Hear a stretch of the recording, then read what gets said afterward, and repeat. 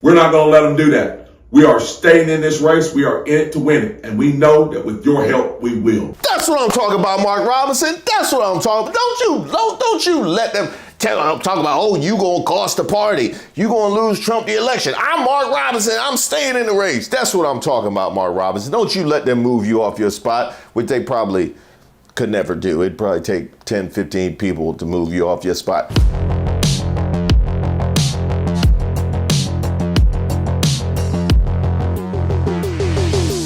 Hi, my name is Reese Waters and I'm troubled. Don't forget to like the video and subscribe to the page. Now, I covered the nuts and bolts of the Mark Robinson story in part one. Now, he has a history of controversial statements. Campaigning for lieutenant governor in 2020, he advocated for a complete abortion ban without any sort of exceptions and later expressed regret in 2022 for paying for his now wife to have one in the 80s. Now campaigning for governor, he says he supports a so-called heartbeat bill that would ban abortion when a heartbeat is detected, approximately 6 weeks, with very small exceptions, including the health of the mother. But writing as mini soldier in December of 2010, Robinson said he didn't care about a celebrity having an abortion. Quote, "I don't care. I just want to see the video." Is that what you call surveillance footage? Is that what the surveillance footage? Is that what you're looking for? I don't know that genre even exists. With or without pizza.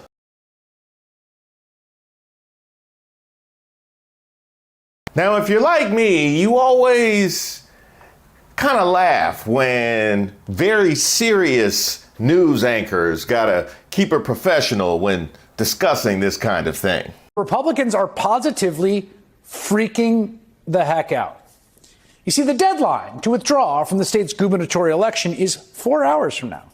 The state Republican Party really wants its candidate, Mark Robinson, to drop out. Even by the standards of Donald Trump's hand-picked freaks and geeks, Mark Robinson is a uniquely terrible candidate. He's got a open history of rank anti-Semitism, along with a bunch of other bigoted statements. He's made grotesque anti-abortion ads accusing women of not being responsible enough to keep your skirt down. Just 2 weeks ago, he had to deny a report that he was once a 5 nights a week attendee at multiple porn shops where he often brought a pizza into a private booth with him. All that had been a known quantity. Seemed fine with Trump and his party. And yet, this afternoon, we started to hear this chatter that Republicans, including members of the Trump campaign, had suddenly decided it was time for Robinson to go. And then we learned why. Around 3:30 p.m., CNN dropped a report that Robinson made a series of inflammatory comments on a pornography website's message board more than a decade ago, in which he referred to himself as a, quote, black Nazi and expressed support for reinstating slavery. Touché. Now, I covered a lot of ground in my prior video, but it was a couple things that I left unaddressed. Some of the very disturbing details, like, did you really not only purchase, construct, but also review a water tower? I had no idea that anybody actually bought these things. I thought that they just had those products just to prove that they were available. I didn't know people actually had them in their homes. Then there's Ashley Madison, which that is the gift that keeps on giving, is it not? I mean, really, I remember when the Ashley Madison leak came out, I was living in Connecticut, which ended up, I believe, being the state most represented on Ashley Madison, which was surprising to a lot of people. I know you're like, oh, well, I could see that being very popular in places where the people are noticeably attractive, like Southern California or Miami or Winnipeg, Canada. If you know, you know. But if you lived in Connecticut, then it made perfect sense why Ashley Madison would have been so popular for a completely different reason. And if you know, you know. And Ashley Madison not only is a gift that keeps on giving, it continues to give, because with the news that Mark Robinson was up on Ashley Madison, also came the news that Chris Rufo was up on Ashley Madison. And don't you love that? Don't you love when things just come full circle. My man caught astray for no reason other than Mark Robinson was that sloppy on the message boards. Not to mention the fact that apparently these two gentlemen paid a monthly fee to talk to each other. I mean, look at the number of bots that were on Ashley Madison. I can see now why Mark Robinson was on Adult Friend Finder. That makes perfect sense because he clearly needed a friend as an adult if he's going to pay money just to chat with Chris Rufo on Ashley Madison. That actually makes a lot of sense. Now let's talk about the fact that some of Mark Robinson's most offensive, most racist comments came on an adult message board. Those people didn't even come for that. They definitely did not come for your thoughts on Martin Luther King. They didn't come to hear about the March on Washington or President Obama. And they certainly didn't come to hear about Black Panther or good times. They came for a good time, but not that kind of good time. He was a level of lonely that he was trying to start regular conversations with people in the message board under the videos. Now, of all the things that I was able to discuss, because I did mention that CNN said that many of his comments were very lewd and they could only present some of them. A lot of them were available on social media and they were just straight up nasty. I would actually like to pinpoint one particular strain of comment that was made about my man's wife's sister. So you just turn all the way state's evidence about your wife's sister. Now, I have no idea if your wife's sister is married or what her situation is, but I know she did nothing to end up on the Nude Africa message board. I know she didn't ask for that. I definitely know for a fact. I'm also curious, who are you expecting to get your back right now? Because not only have you gone on record with your thoughts on a great number of things, you called out your wife for either being complicit or being absent-minded about your rampant cheating, but also brought up her sister. So given that she's supposed to be the foundational building block of your support right now, how is that going? I would love to know, because you certainly can't expect your MAGA friends to get your back. This is what it was looking like beforehand. Thoughts on Mark Robinson? I like Mark. Again, I know there's people, that I don't know, he's too Bombay, he's too that. Like, man, we need that right now. I think, he was going to win the North Carolina primary, and I think, the Democrats probably funding that because, they want to believe that they can beat him or whatever it is. I was with him a couple of weeks ago in, where the hell was I? I don't know. I did like a whole North Carolina tour. And I was, he's a fun guy. I was in a hunting duck camp with him last year. So yeah, good guy, funny guy, not afraid to say what he's thinking, which I think we need more of. So I actually hope he wins that. That could be fun. And this is what it's looking like now. North Carolina, which is a big target for the Democrats. And we just found out an hour ago that the lieutenant governor there, Mark Robinson, who's running for governor, Never heard of him. who Donald Trump called Martin Luther King on steroids. You know what? Let me help refresh your memory, Reese Waters. Even J.D. Vance wouldn't comment about the Mark Robinson scandal, and he's never met a topic that he won't try and butcher. Hi, Senator Vance. Do you have any reaction to Mark Robinson news? Senator Vance? Huh? What's that, Jamel?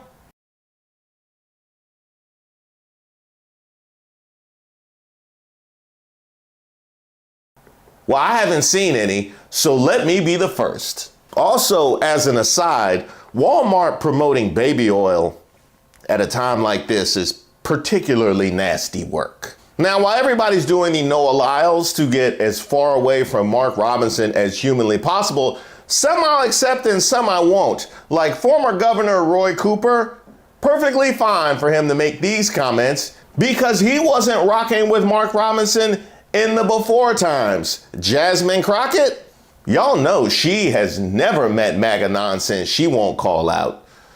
And you know what, by the way, I have a new video about her just destroying Project 2025 and President Trump on the House floor. Make sure you check that out. This election is the best example of why y'all are so afraid of diversity, equity, and inclusion, because then you can't have a simple-minded, underqualified white man somehow end up ascending. Instead, you've got to pay attention to the qualified black woman.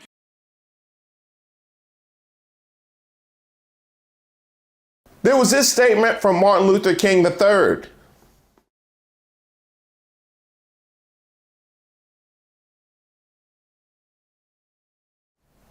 Which is extremely consistent with Martin Luther King III in the before times. North Carolina Lieutenant Governor Mark Robinson has repeatedly mocked my father.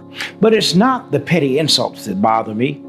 It's his outright rejection of the civil rights movement my father and so many others lived and died for. Robinson called the Greensboro lunch counter protest a ridiculous premise and said so many freedoms were lost. As my father said, nothing is more dangerous than sincere ignorance and conscientious stupidity. But as for you, MAGA, no, he's yours. He is yours. You cannot run away from this MAGA. You got to carry this election to term. Yes, no, this is your baby. Mark Robinson didn't land on GOP. GOP landed on Mark Robinson. The Constitution is effectively subsidizing their lifestyle of trolling and golfing and long risks about sharks and electrocution. And that's how you wind up with Donald Trump at the top of the ticket. Again, the Republicans are the clear favorite to win the Senate, despite fielding some truly awful candidates. And the Republican Party can run terrible candidates, and it can lose the popular vote by 3 million, as Donald Trump did in 2016, which is not a small amount. It's like over a percentage point, and still stumble backwards into power.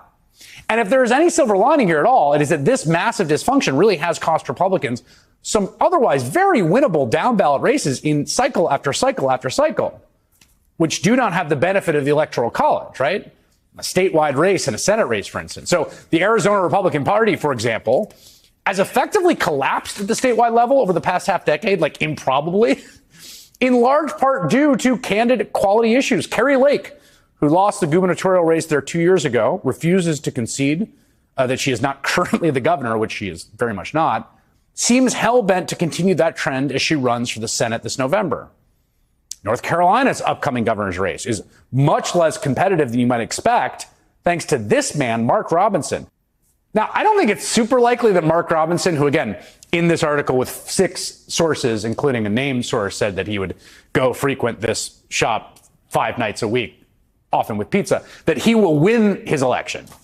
But this is an example, again, of the Republican instinct to nominate these kinds of guys, the most extreme antisocial candidates.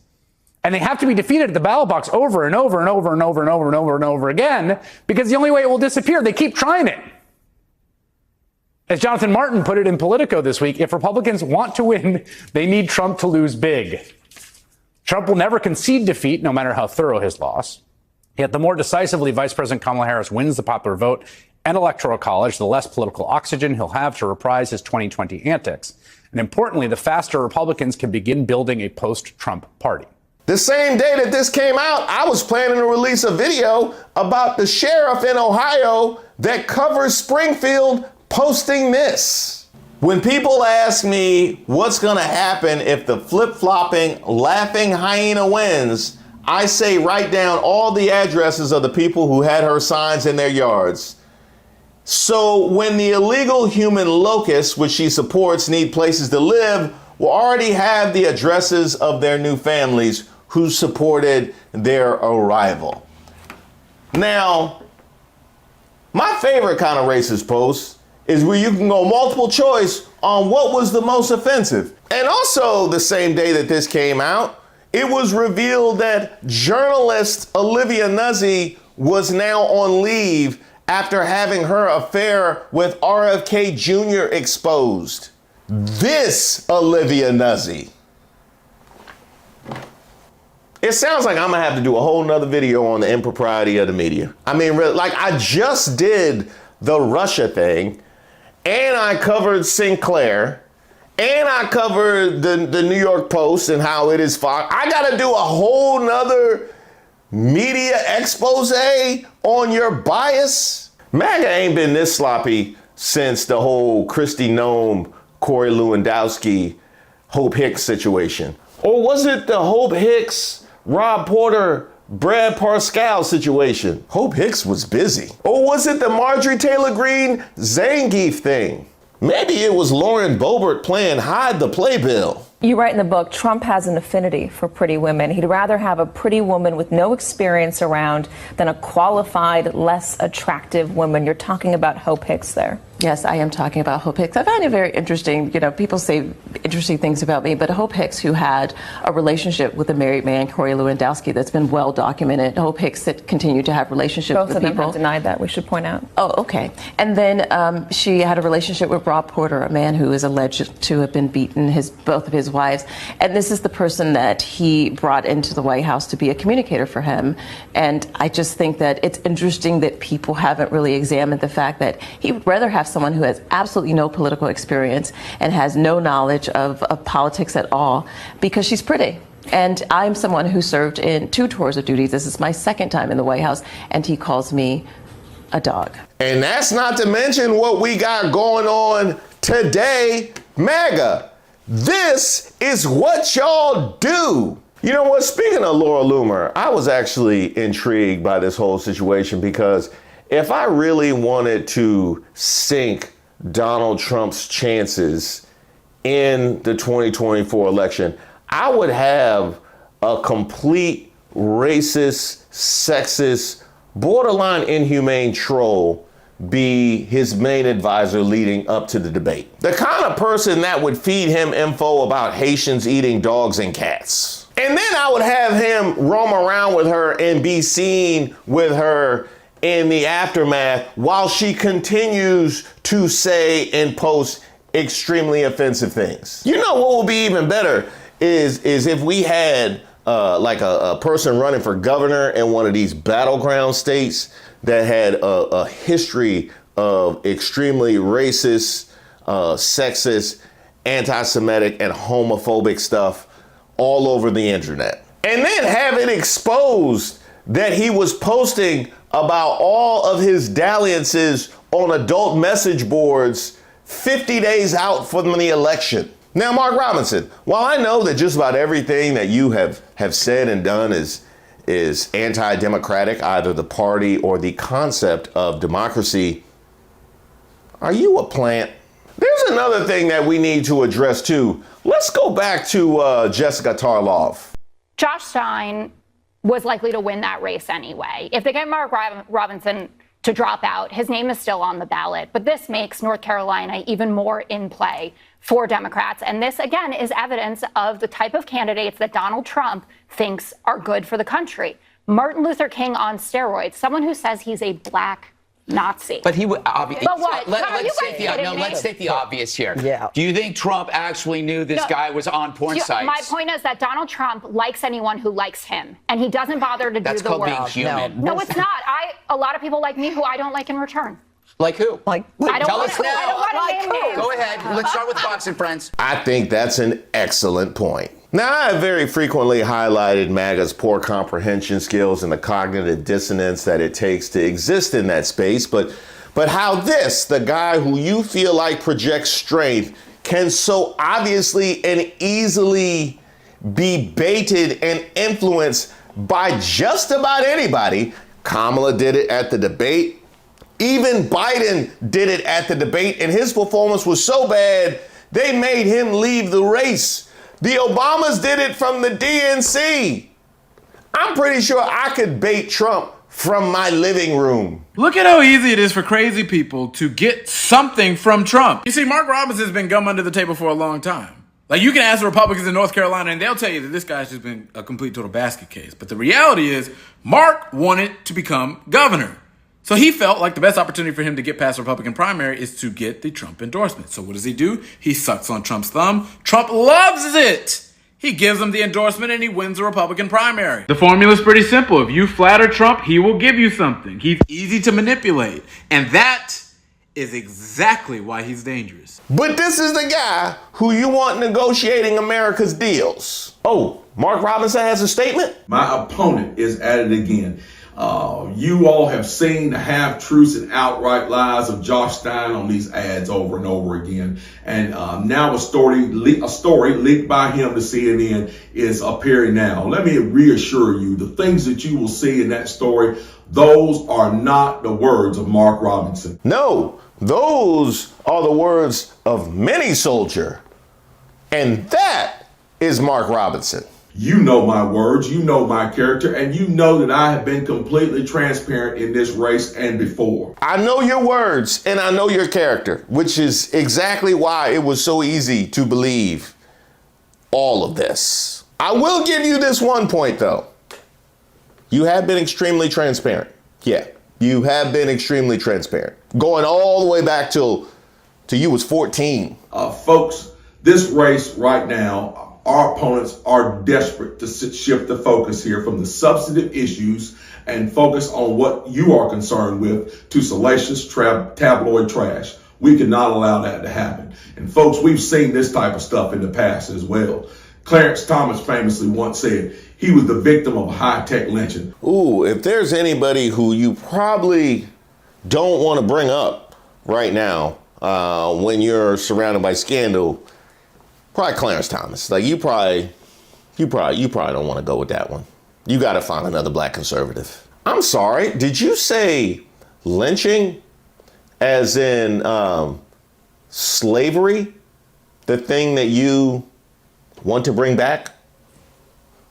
Is that what you just said? Clarence Thomas famously once said he was the victim of a high-tech lynching. Well, it looks like Mark Robinson is too, by a man who refuses to stand on stage and debate me about the real issues that face you. Instead, they want to focus on salacious tabloid lies. He probably doesn't want to debate you to protect the women in his life. Yeah, I know he wants the support, but given everything that we know, probably best to keep them as far away from you as possible. We're not going to let them do that. We are staying in this race. We are in it to win it. And we know that with your help, we will. That's what I'm talking about, Mark Robinson. That's what I'm talking about. Don't you let them talk about, oh, you going to cost the party. You going to lose Trump the election. I'm Mark Robinson. I'm staying in the race. That's what I'm talking about, Mark Robinson. Don't you let them move you off your spot, which they probably could never do. It'd probably take 10, 15 people to move you off your spot.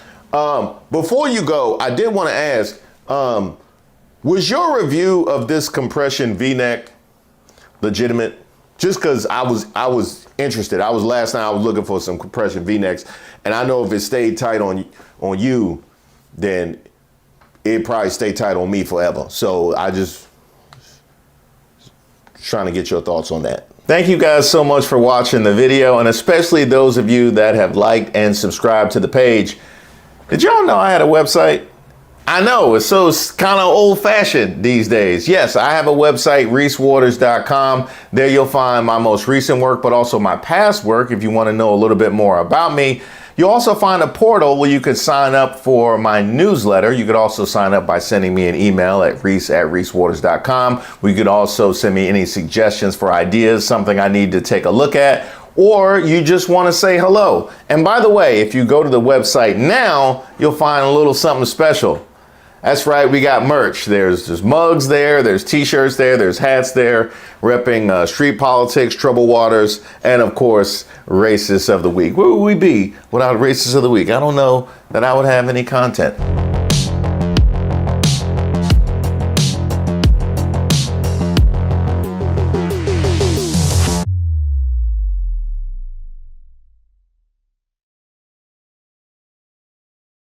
He's a political zombie if he does not offer a defense to this that's credible. And if anybody knows how to defend themselves against this kind of salacious rumor, it is Lindsey Graham. Or should I say, you know what, I ain't even gonna say it.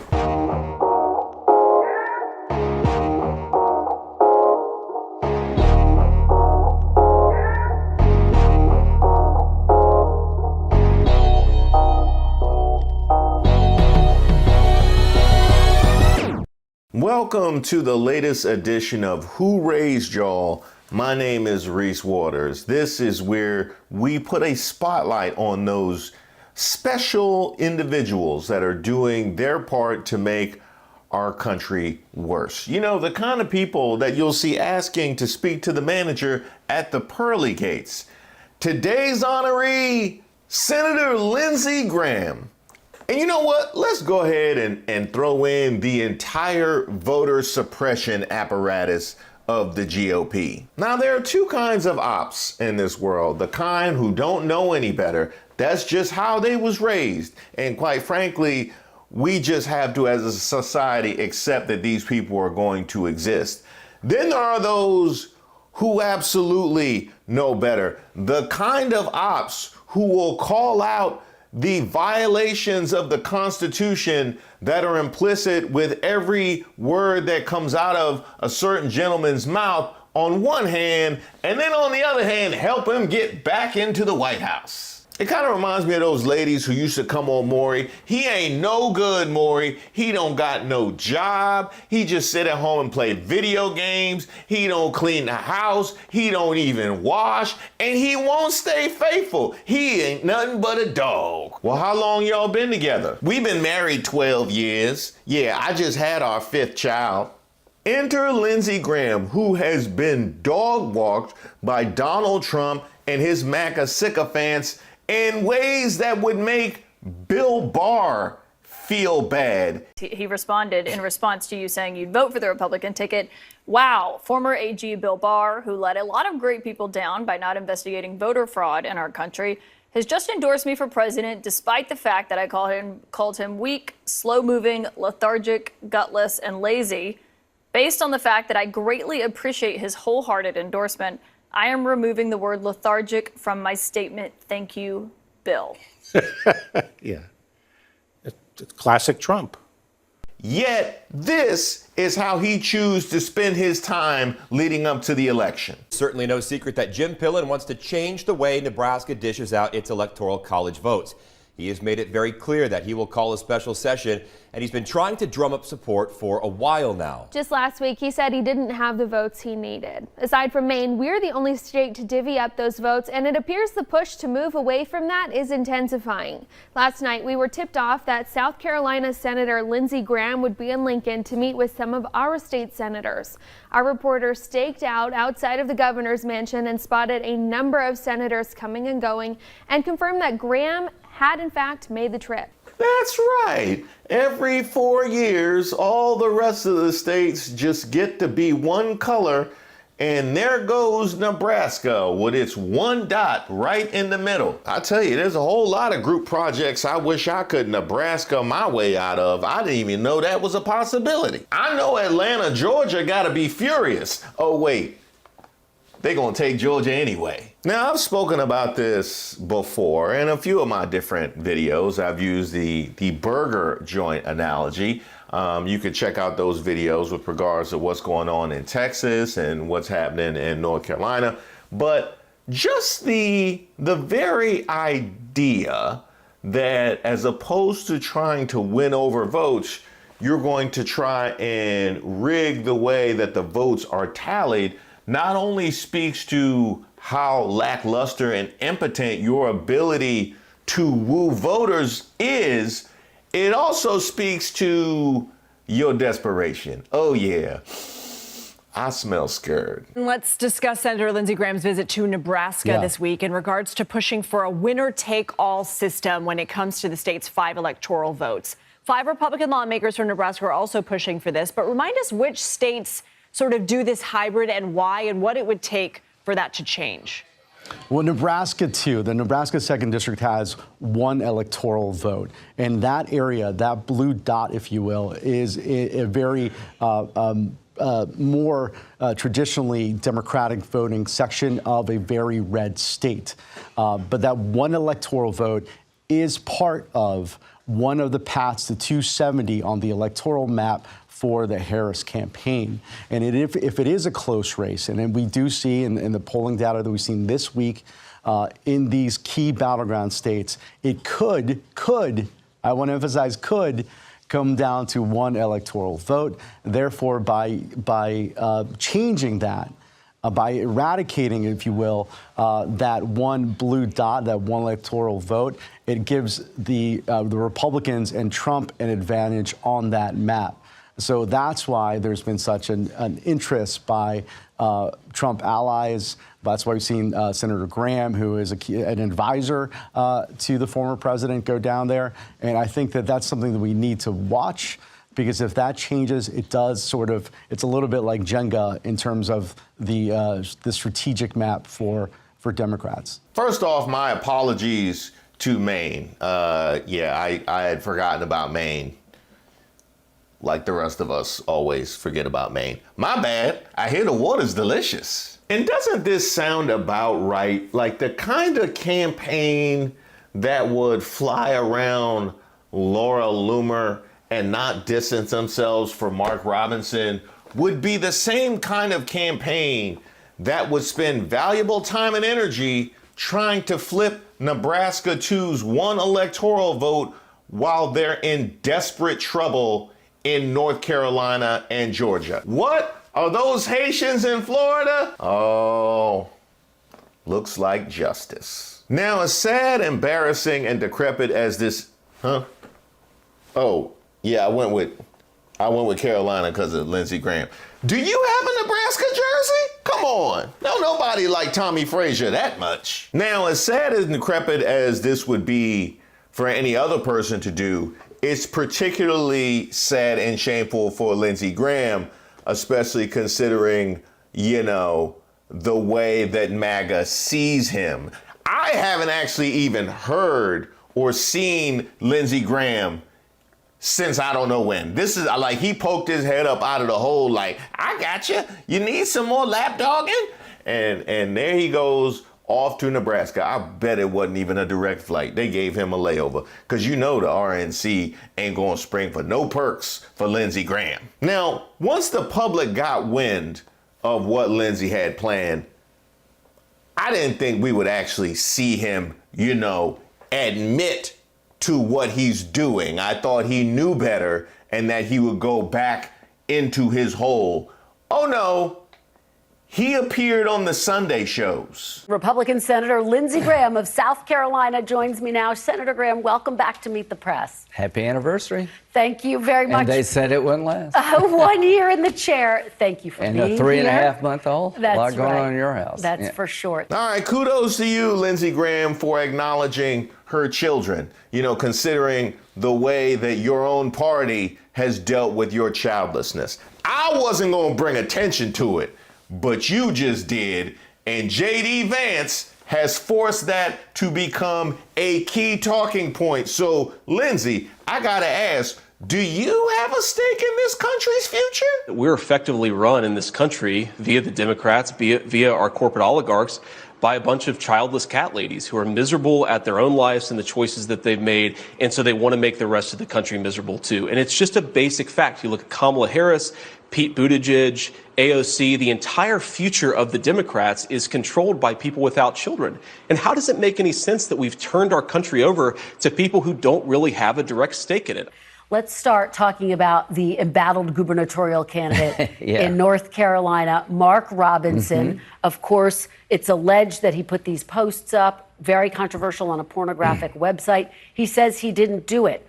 Former President Donald Trump spoke yesterday in North Carolina, didn't mention him, has not dropped his endorsement. Senator, do you think that former President Trump should drop his endorsement of Mark Robinson? I think what's going to happen here is that he deserves a chance to defend himself, Mark Robinson. The charges are beyond unnerving. If they're true, he's unfit to serve for office. If they're not true, he has the best lawsuit in the history of the country for libel. He's claiming they were artificially created and that CNN passed it along to be true.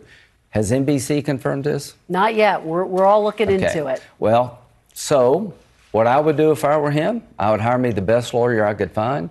I'd sue the hell out of CNN because what they're saying about him is just unbelievable. Actually, what they're saying about him is quite believable. That is pretty much why he has lost his entire staff. What they're saying about him is quite believable. In fact, that is why your prior assertion that if it's true that he's unfit, is wild because we already know what is definitely true about Mark Robinson, and he is so far over the line of unfit. I would say he's a whole plane flight from DC to Nebraska over the line of unfit before this happened. Also, do you realize the spot you just put Mark Robinson in by saying they should sue him for libel? Huh? Because when he doesn't, he's forced to sit at home as many soldiers having lost the election. You know, I mean, really, like, you're not supposed to say that, Lindsey. You know better than that. Now, he needs to do more, in my view. He has a right to defend himself. He has an obligation to defend himself. This is hanging over his campaign. No, I wouldn't say he has an obligation to defend himself. It was a possibility he could have just went, well, yeah, you know what? I told you I was a backslider. I mean, what y'all thought backsliding meant? Huh? You just thought I missed a couple Sundays? Huh? No, I missed a couple Septembers. That's how far my backsliding was. It was a couple years in the 70s I missed. Trump won in 2016 and 2020 when the governor candidate lost both times.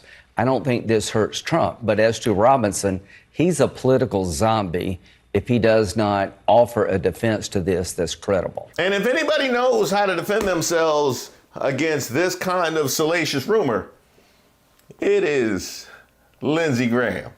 Or should I say, you know what, I ain't even gonna say it. Because they not gonna get me with no libel. I saw they all deleted all them tweets. I see where you're going. Senator, these allegations, this story came out on Friday. He has had multiple days to defend himself. He has not produced one shred of evidence. And as you know, he's had plenty of other highly controversial comments. Do you think he could cost Trump North Carolina? No, I really don't, because Trump won when the governor candidate lost in 2016 and 2020. But here's what's important. Here's what's important is the fact that the man who the presidential nominee has called Martin Luther King on steroids completely aired out his wife's sister and the security at HBCUs when it comes to children. And pizza. He aired all of those things out. I'll never think of any of them the same. Water towers, I'll never think of any of them the same. What is important is that the presidential nominee has dubbed a man Martin Luther King on steroids. We've now had this revealed about him. The nominee still hasn't backed away from him, and yet you assert that not even that would cost him the state. That is 2024. I'm in South Carolina. I see the ads every 15 seconds. This is a major allegation by a major news organization that needs to be addressed. He has not only a right to defend himself, but an obligation to defend himself. At the very least, should former President Trump pull his endorsement or make it clear that he's distancing himself? I think what you're going to see happen here is Robinson is going to have to deal with it. There's nothing... no accusation involving Trump. It's all about Robinson. You asked a good question. Should every Republican in the country be held responsible for this guy? I would say no. It's him, not me. It's not Trump. He's the one that supposedly said these things. He has a right to defend himself. He needs to defend himself. Okay, so you're not held responsible for Mark Robinson now, but does that mean you should be held responsible for Mark Robinson a week ago? Huh? So when he said that women want abortions because they can't keep their skirt down, like y'all, but black people should pay reparations for slavery, like y'all owning all that though, right? Yeah.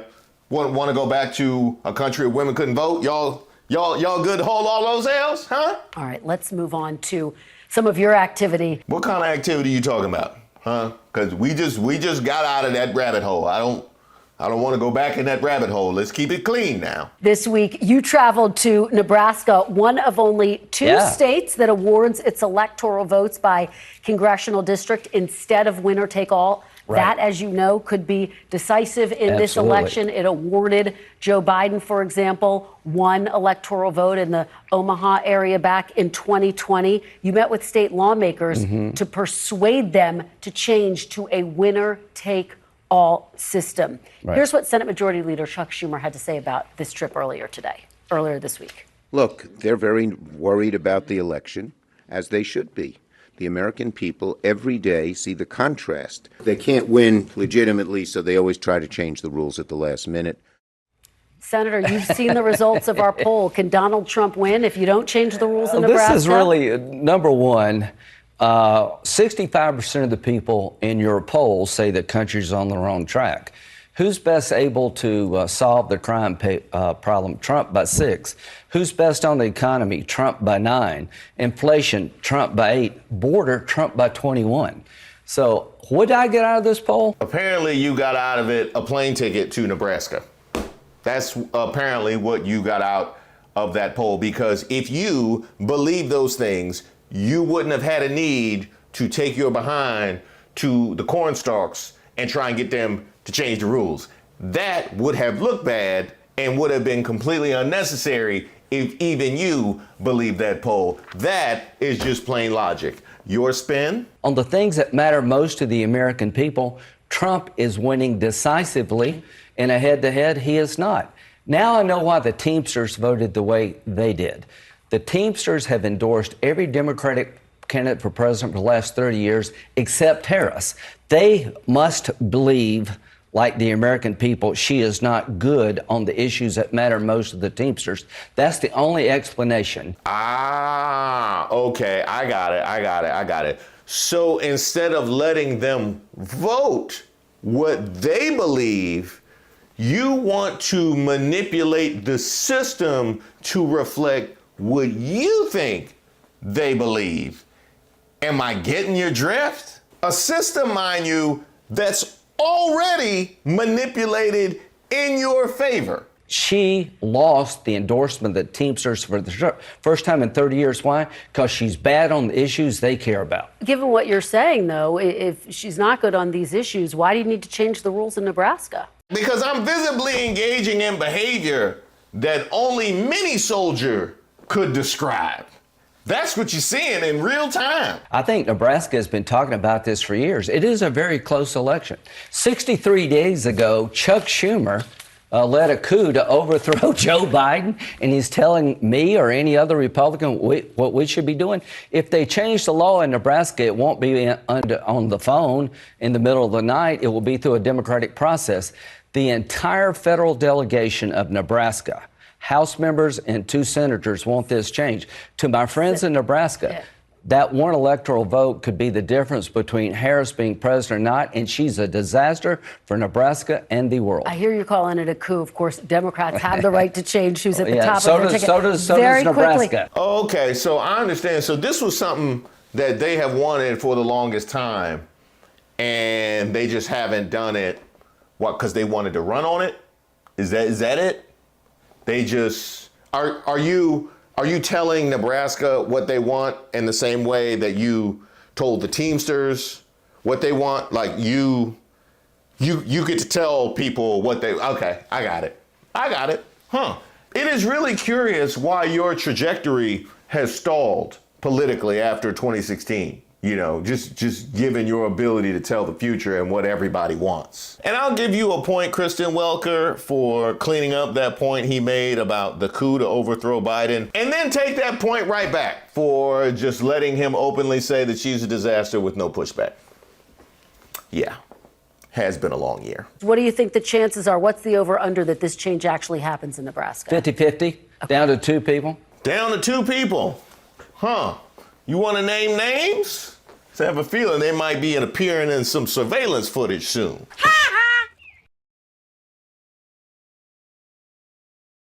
Let's talk about another headline this week. Donald Trump was speaking at an Israeli-American Council event. He did make waves because he seemed to suggest that Jewish voters would be to blame if he doesn't win the election, Senator. Listen to what he said. If I don't win this election and the Jewish people would really have a lot to do with that if that happens, because at 40%, that means 60% of the people are voting for the enemy. What is the state of journalism today? My goodness. He didn't seem to suggest that. He said it. He didn't seem to suggest a damn thing. He said it. So what we essentially have here is a recovering from Donald Trump support group. Move on. The second gentleman, Doug Emhoff, said those comments were trafficking in tropes, scapegoating Jews. Is he right? How do you respond? I would tell President Trump that the Jewish American voter is probably concerned about the same thing that all other voters are to the Democratic Party. Why are you losing African American men? Did you just say that if I were a Jewish voter, I would be concerned at why the Democrats are losing African American men?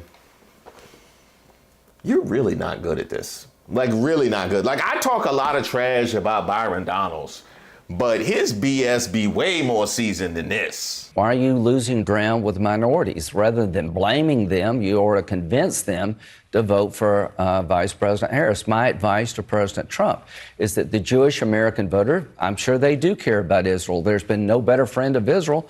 But talk about crime, talk about the economy, talk about inflation, talk about border. That's the way you persuade people in this country. We have an obligation to persuade people to vote for us. Ah, yes. And that obligation comes as an add-on in a Southwest flight from National Airport to Lincoln, Nebraska. Okay, I got it. That's an add-on. It comes with your free luggage.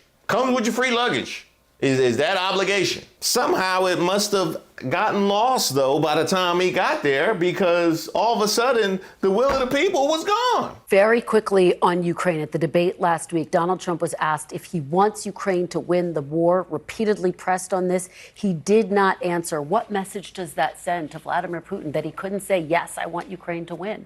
What does winning look like? Here's what I think will happen if President Trump wins. He will end this war. The biggest mistake the Biden administration has made stopping natural gas exports to Europe. They were against the Keystone Pipeline, Harris, and for the Nord Stream 2 pipeline. Senator, quickly, because we're almost out of time. Does it concern you that he can't just say, yes, I want to see Ukraine win? Does that not send a mixed message to Putin? That Ukraine was invaded on Biden's watch. It concerns me that the Iran's running wild on Biden's watch. It didn't happen on Trump's watch. Harris and Biden are a disaster. Ukraine was invaded by Russia. Iran is running wild, wreaking havoc. So, no, I am confident Donald Trump will change things. If you want the world to change and you elect Harris, nothing's going to change. Were you happy with that answer, Senator? Were you happy with that answer? I think he has to be happy with that answer. I think that was all the energy that he had left. You just saw a man run out of gas live on air. That was sad. That was like watching a dancer quit on stage, which actually, that was exactly like watching a dancer quit on stage. Yeah. Gave me a little deja vu. As far as the substance to what he said, man, it is really too bad that we don't have an actual record of Donald Trump's to look at. Like, it's really crazy. I kind of wish he had been president, and then we could see exactly not only how he handled himself and how he conducted himself, but what the people that were there and around him thought and felt about how he handled it and how he conducted himself. That is wild. It's just really unfair, because we got all this record for Harris being vice president, and then Trump just came from the outside. Really, I don't know what he's been doing for the last 8 years. I'm okay with the answer of not telling what winning looks like. I am confident he will not reward Putin. But here's what I would say to the American people. If you think we're on the wrong track, you're right. If you think Kamala Harris is going to change things, you're wrong. She has her fingerprints on Afghanistan. She said on the sideline, she boycotted Bibi's speech. The Iranians see her as weak. The Russians see her as weak. Do you think it's an accident the world's on fire? The border is broken. Inflation is through the roof. She's not going to change things. She's going to make things worse. And that's what our poll shows. Ah, yes. The longtime politician to tell us how much, in fact, change is needed. And by the way, South Carolina, change is is definitely needed. And I see you, Texas, with Ted Cruz. Yeah, I see you. Keep doing your thing. I would also like to assert that that was no less than 4 times during that interview that he proclaimed what you think. He knows better than you know, which is exactly why they're trying to take the people of Nebraska's vote away. And that doesn't stop in Nebraska. It didn't start in Nebraska. It won't end in Nebraska.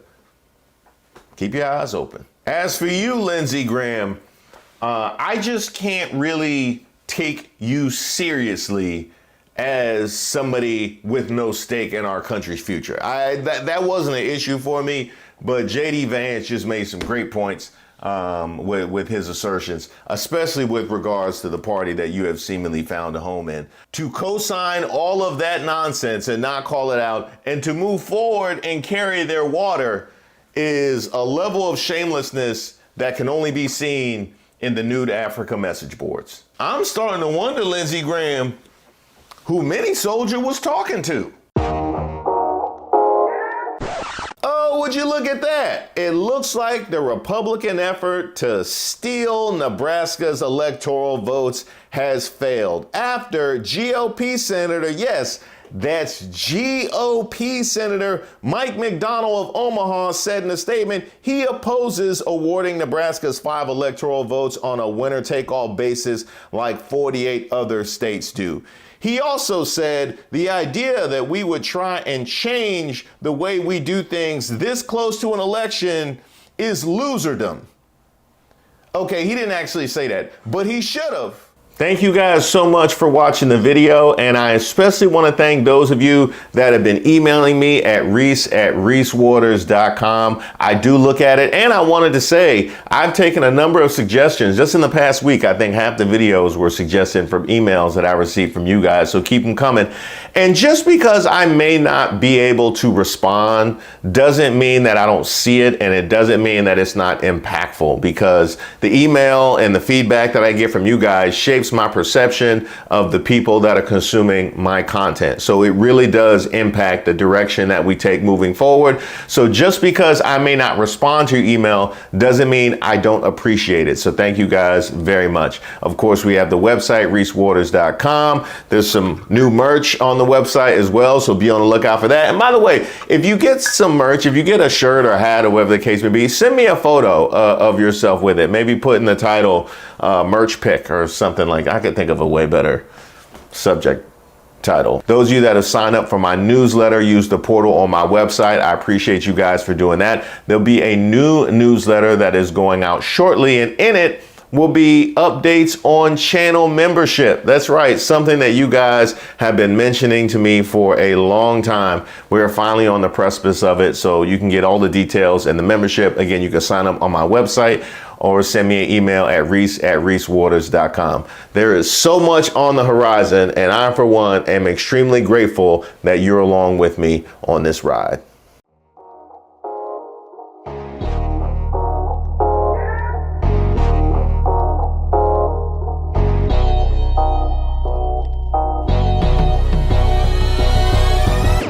Cue the music.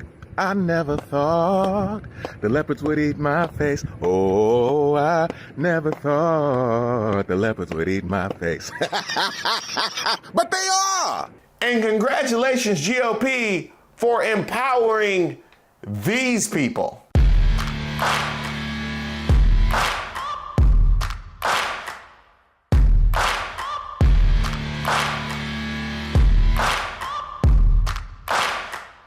Welcome to Racist of the Week. My name is Reese Waters. This is where we expose the stupidity and hypocrisy of discrimination in hopes we can build a more perfect union. And also laugh. As usual, I would like to thank today's sponsor, Racism. And don't forget to like and subscribe to the page, and definitely leave me any possible suggestions for nominees in the comments. You can email me at reese@reesewaters.com. Today's nominee, she's got a trunk full of them, Laura Loomer.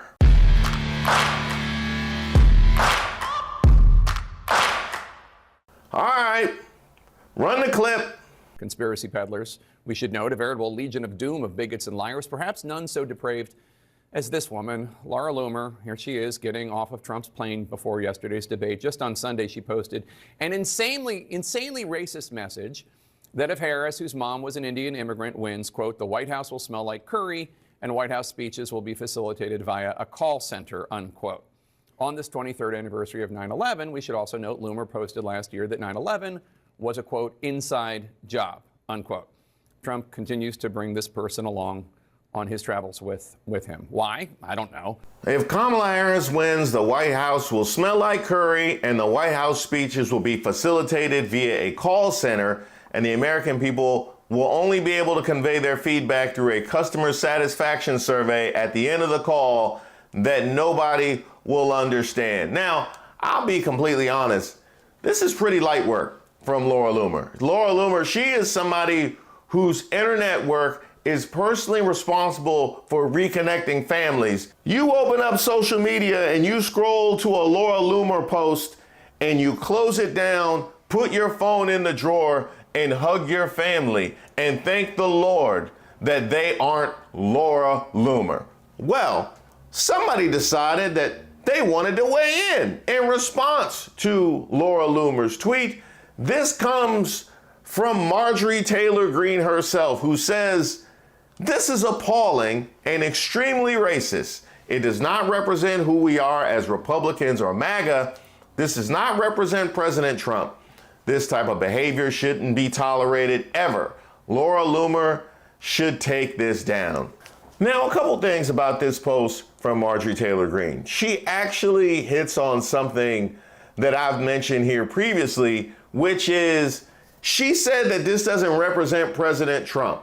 And what I have asserted is that as long as she continues to get all of these invites, to the debate, as long as they're parading her around and giving her props from the podium, this absolutely represents President Trump. And it is something that the Democrats should highlight every single chance that they get.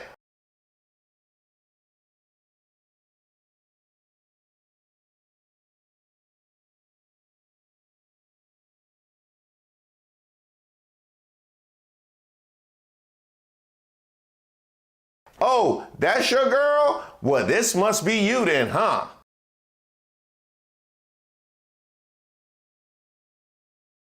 That's your girl? Well, this must be you then, huh?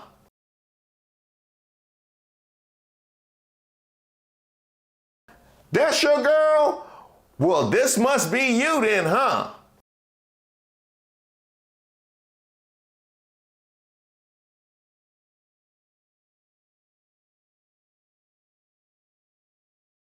Now, we've seen this kind of MAGA on MAGA crime before. I just did a whole video about Nick Fuentes commenting on Trump's admission that he lost the 2020 election. 2020 comment, it's like, wow, that's how pathetic it's gotten. He's admitting, he says, oh, I lost by a whisker. So what was the point? Like, what's the point of any of it? You lost in 2020? Seriously? I mean, what are we even doing anymore? Then you're a loser. Then you're a loser. You just lost. Then you lost to Joe Biden. You deserve to be charged. If he admits that he lost, then that actually vindicates the the DOJ charge against him. Because the charge is that he knew he lost, but he lied to defraud the people. That's the DOJ's charge. So why did we do Stop the Steal? Why did anyone go to January 6th? Why is anyone sitting in jail? Why did anything bad happen to anybody? Why did everyone get censored? Why is everything bad that has happened to the people that are involved, why did that need to happen if you're just going to walk it all back and say, oh, I lost? Well, it would have been good to know that. There's been Ann Coulter on Trump. Yeah, well, he's always known how to be a celebrity, right? Like that reminded me of the reality TV show aspect of Trump, right? He knew. I think you're giving him more. I don't even think it's knowing how to be. I think he's a narcissistic. I didn't read. The one thing I didn't know when I wrote In Trump We Trust is how profoundly stupid he is. There's been Ann Coulter on Vivek. Oh, and I agreed with many, many things you said during, in fact, probably more than most other candidates when you were running for president. But I still would not have voted for you because you're an Indian. There was Marjorie Taylor Greene versus Mike Johnson. Not Marjorie Taylor Greene holding Speaker Mike Johnson accountable and saying that we need new leadership, everyone. We need a Speaker of the House that actually acts like a Republican. We need a Speaker of the House that doesn't fund the open border invasion. We need a Speaker of the House that doesn't fund full-term abortion clinics. We need a Speaker of the House that doesn't fund the trans agenda on children in our country. These are not extreme statements that I'm making. These are statements that the American people agree with. And any Republican member of the House that is attacking me and defending Mike Johnson right now is finding out at home from their constituents they're wrong and they're on the wrong team. There was Kevin McCarthy versus Matt Gaetz. Speaking. What night are you speaking? Are you speaking tonight? Or one person? No. Hey, you're not. If you took that stage, you would get booed off of it. You would get booed off the stage. But what you're seeing here, a more united Republican Party. Think back 8 years ago. Ted Cruz wouldn't endorse. Senator Lee was saying no to President Trump. Now you've got Nikki Haley, Ron DeSantis. You're watching a united party like we haven't been in the past. One who's not coming back, and then the other part that you have, and the other part you have is one person who raised the issue. He's got an ethics complaint about sleeping with a 17-year-old. So that's the way they would go. So that's the biggest challenge we have. There was Makeup versus Matt Gaetz.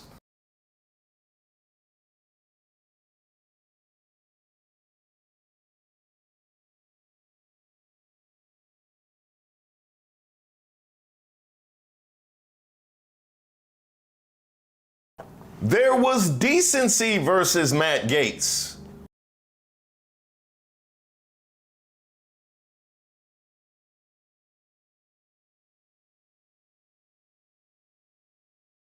There was Everybody versus Lauren Boebert. I want all of the news to start asking the question, what is the crime? There was Marjorie Taylor Greene versus Everybody. Declaring the office of Speaker of the House of Representatives to be vacant.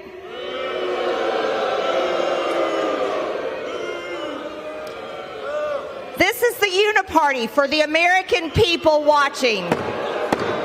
Gentlelady will suspend. There was Lauren Boebert versus Decency.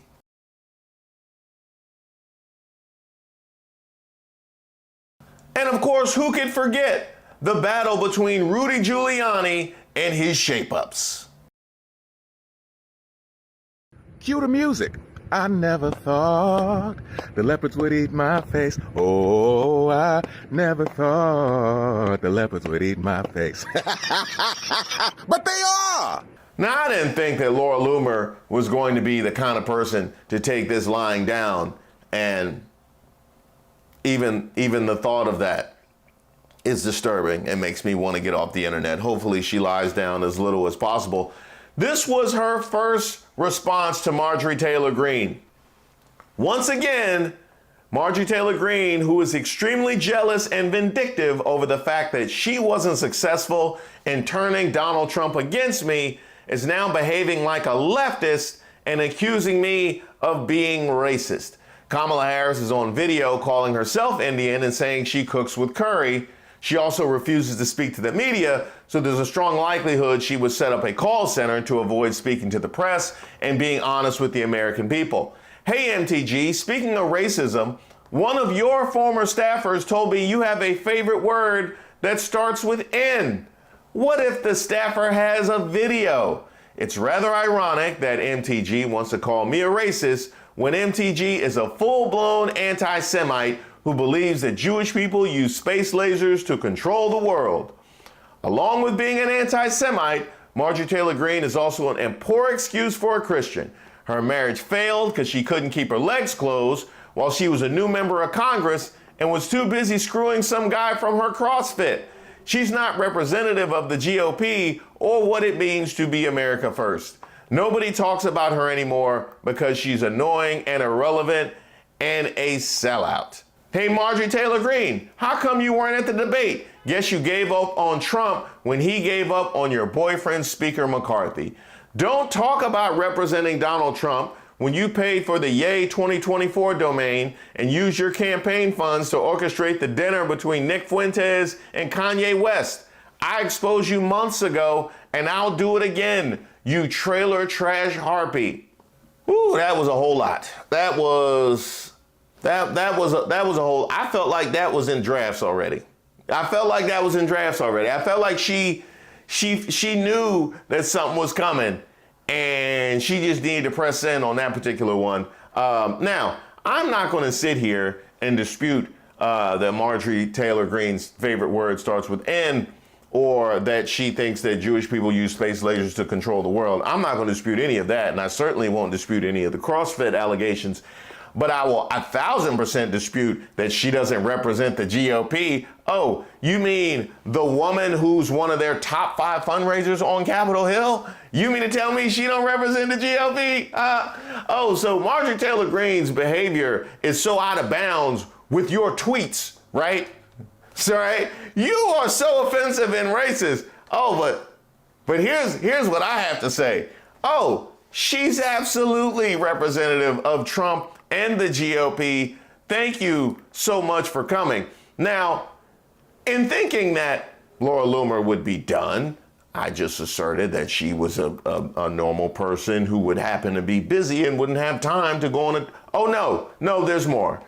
It's really funny how Marjorie Taylor Greene, a raging anti-Semite who said Jews use space lasers to control the world, wants to pretend like I'm a racist because I made a funny joke about Kamala Harris making cooking videos and buying curry spice at an anti-Trump spice shop, and I mocked how she uses her Indian mom as a way to dodge questions. I will say, as a person that has dabbled in comedy before, 6 out of 10. I won't just say it was funny, but 6 out of 10 is not terrible. I won't be apologizing for having a sense of humor. I also believe in free speech, Marjorie Taylor Greene, which you clearly don't support. I get it. You're jealous of me because despite your planted hit pieces about me in the New York Times, I won. Get over it. Now I see why she gets along with Trump so well, because Trump at the debate actually bragged about how he fires people, completely ignoring the fact that he hired said people. Like, you get credit for firing people after you've hired badly. Here you have her taking credit for surviving hit pieces. Most people don't have to survive hit pieces. But tweet on, Laura Loomer. Hey, Marjorie Taylor Greene, remember when you destroyed your family so you could have sex with a Zangief cosplayer? Now that's funny. That's what you should have just went with it off the top. I don't know why you had to bring Kamala Harris into it. There's your A material. Why are you burying your A material in the third tweet? That was good work. Remember when you destroyed your family so you could have sex with a Zangief cosplayer? Who's writing her stuff? Tell me again how you and the Arby's in your pants are representatives of the GOP.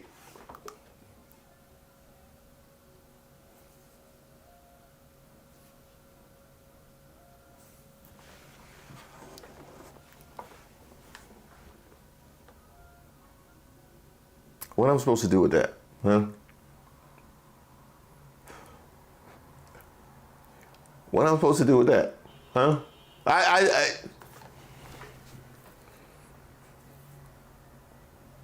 Why do I have to pick a side here? You know what? Why? I don't want to give her. You know what? I'm a man of integrity. Arby's didn't deserve that, huh? Arby's just wants to make healthy roast beef sandwiches. They just want to make affordable, healthy meals, and they have to get brought into this. You know, think of the innocent Americans that are suffering because of the image that you just put in people's heads. Free Arby's. That's my walk away. It's free Arby's. She continues, you couldn't even run your own family. Don't tell me how to run my free speech. Now here, actually, Laura Loomer hits on something that I have asserted. The party of family values, led by Trump, who you worship. So you want to attack Marjorie Taylor Greene for not being able to run her own family, but then run behind Trump, who's on marriage number 3, who has cheated on all 3 of his wives. That's what we're doing. And don't get to talking about families, because we know that ain't a united front. The contradictions are so wild. This is, I'm going to leave here worse. I'm going to leave here worse, just by osmosis, just for being around this level of insanity. Now, in response to a user saying Marjorie Taylor Greene has never been MAGA, she just used the movement for her own personal advancement, please continue taking her down until her career is over, Loomer responds, I hope anyone is successful in removing Marjorie Taylor Greene from office, Republican or Democrat. DM me for free oppo on Marjorie Taylor Greene. I'll give it to any of her opponents for free. Now, here's where we need to stop down. In that video about Carl Baxter, right? That was the black man who was canvassing in Florida, the very pro-Trump MAGA, who decided he was going to oppose the group that had hired him because they apparently called him a slave. But he also asserted that he was offered money in order to provide dirt on one of the other women in the organization. And he said no, because she was a Trump supporter. To which I said, so it's not actually about, is she a person of trust?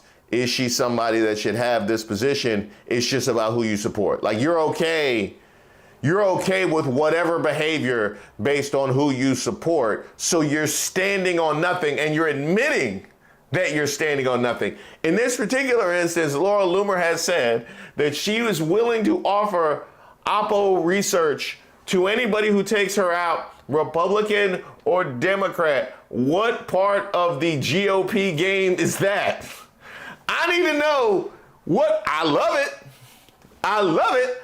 I'm just wondering how you're able to continue to take steps forward and feel like you're doing work as a Republican activist when you're willing to offer oppo research to Marjorie Taylor Greene because you had a fight on Twitter. That is their level of integrity. Now, no, she's not done. There's more?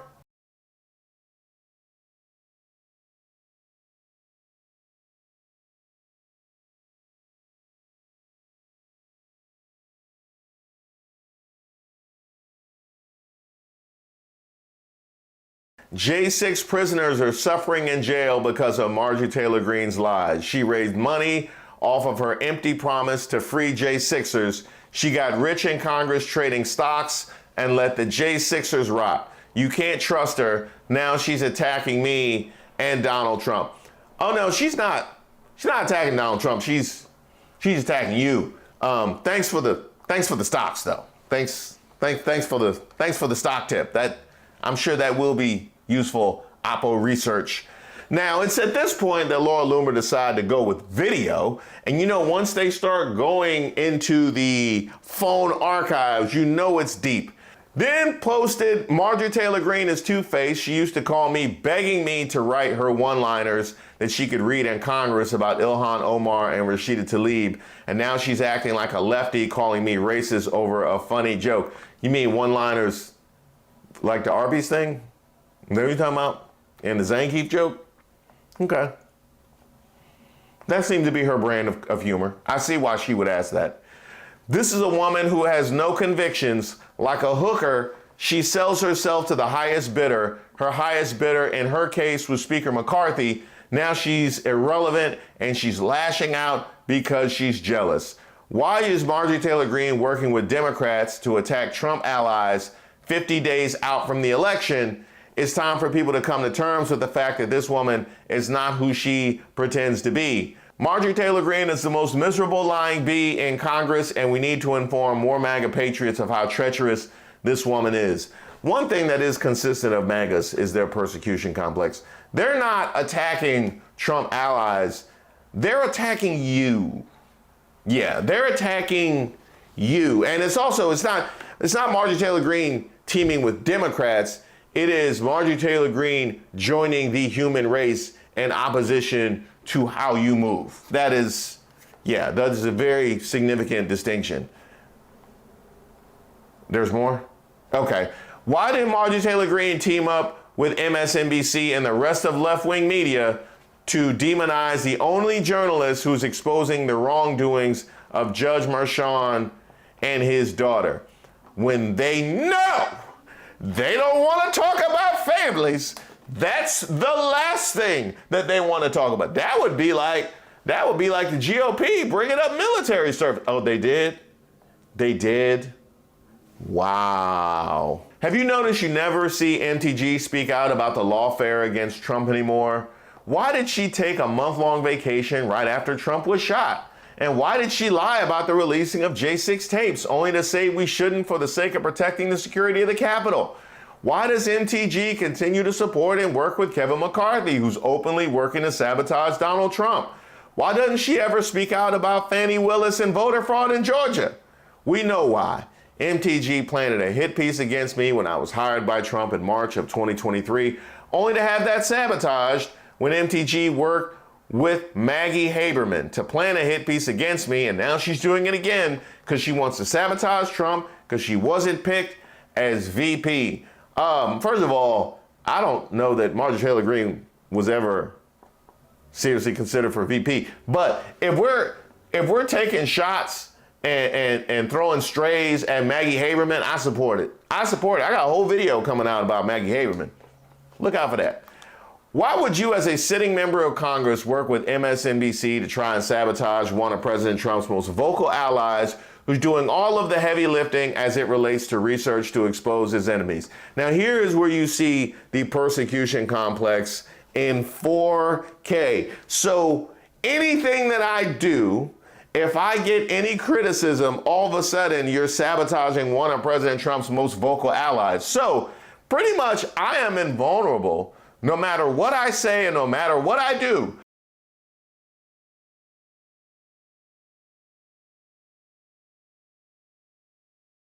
No matter how racist, sexist,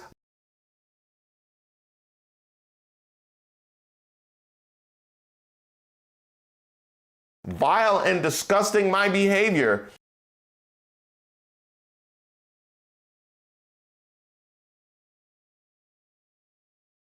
any opposition is sabotaging one of President Trump's most vocal allies. Got it. I got it. MTG is hoping Donald Trump loses. She's a very jealous woman who's now working with MSNBC to attack his greatest ally. She must be condemned by all of MAGA. Again, by MSNBC, she means the human race. Fight back, Marjorie Taylor Greene! I have concerns about her rhetoric and her hateful tone. To me, many of the comments that she makes and how she attacks Republicans like me, many other Republicans that are strong supporters of President Trump, I think they're a huge problem. And that doesn't represent MAGA as a whole. It doesn't represent who we are as Republicans. And, you know, I typically try to ignore her post, but someone had sent me that post about Kamala Harris, and it bothered me so much. And you know my personality, everyone knows I'm outspoken, and I just felt like it was time to call it out. I think it's wrong. We're not a party of identity politics. We're a party for all Americans. And I think that's so important. And I think that we need to be focused on our policies, the inflation, the economy, and the border, and not attacking people for their race, not attacking them because they may not have children and they love their pets. And I don't want to have anything to do with that. And neither do the people, my voters at home in my district, and most people I talk to across the country. And so, yeah, I called her out last night, and I think it was important to do. Ooh, I think Marjorie Taylor Greene got the last word. No.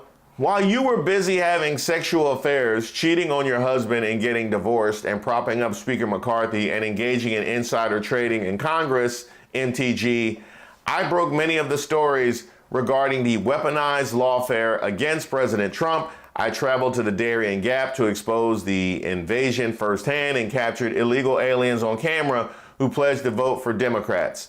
I took down Ron DeSantis. Okay, so you got other MAGA heads on your wall. All right, fair enough. And by the way, that first paragraph, you reused all that.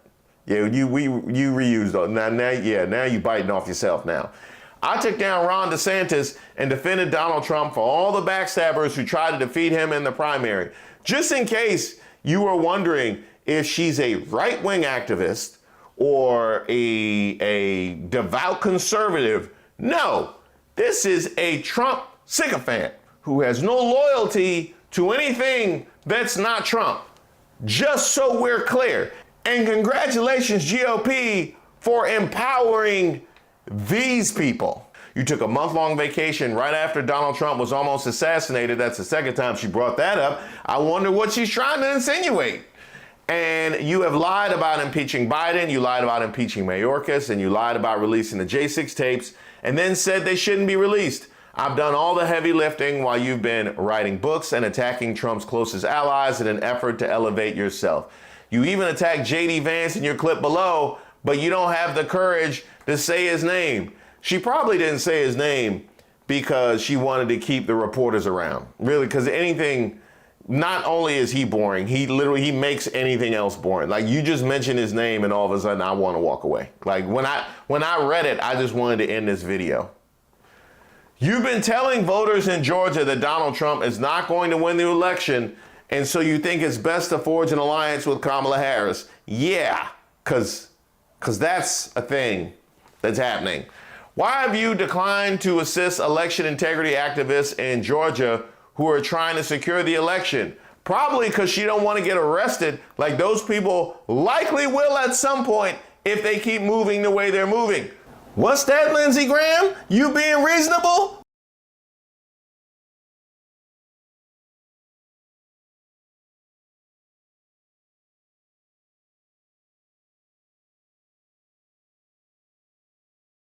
You can get some too.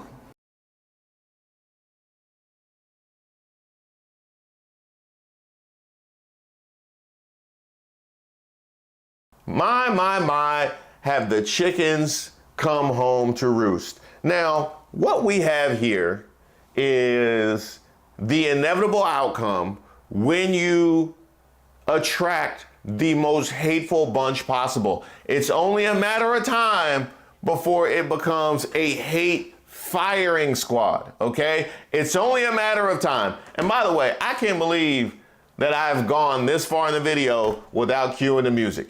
Hey, Laura Loomer versus Marjorie Taylor Greene, cue the music. I never thought the leopards would eat my face. Oh, I never thought the leopards would eat my face.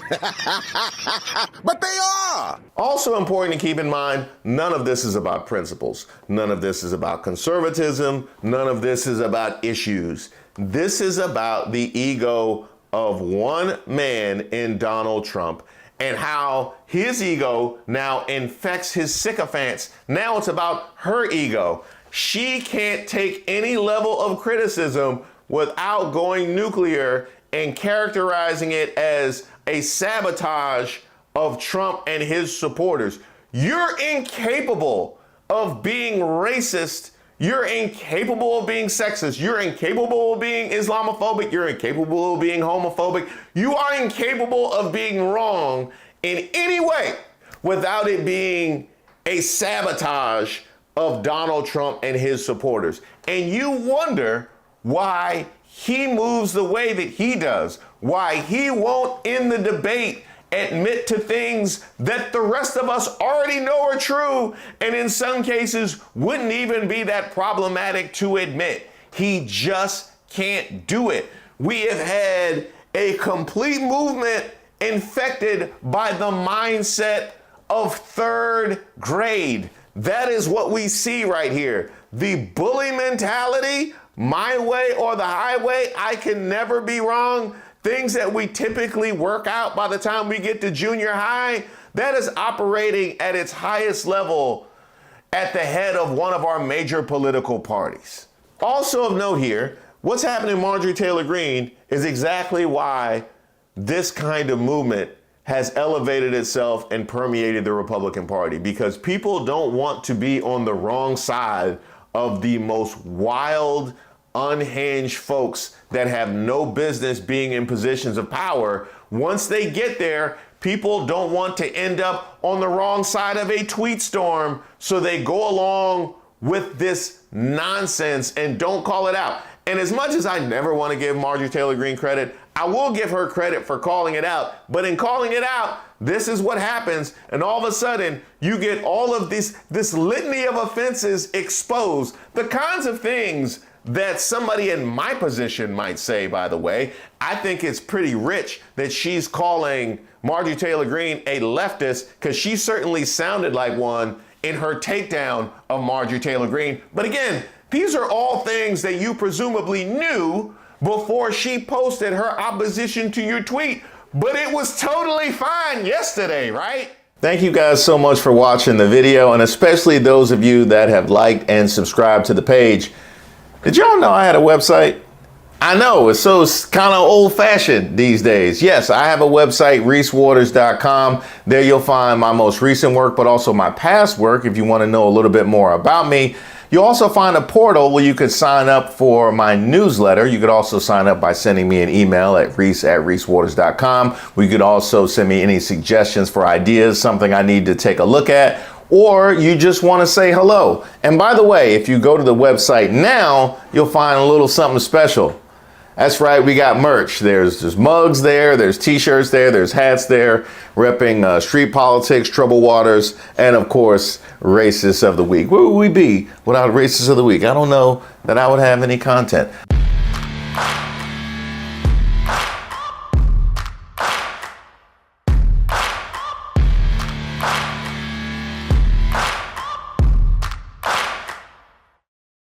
Who raised y'all?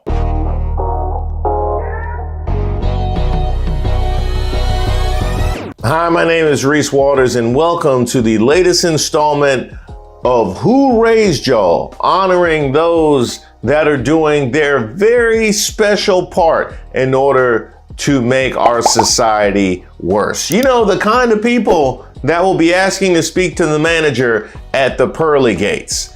Now, I have mentioned MAGA's poor comprehension skills before. If we need illegal aliens to do the jobs Americans won't do, who did all these jobs before we had illegal aliens?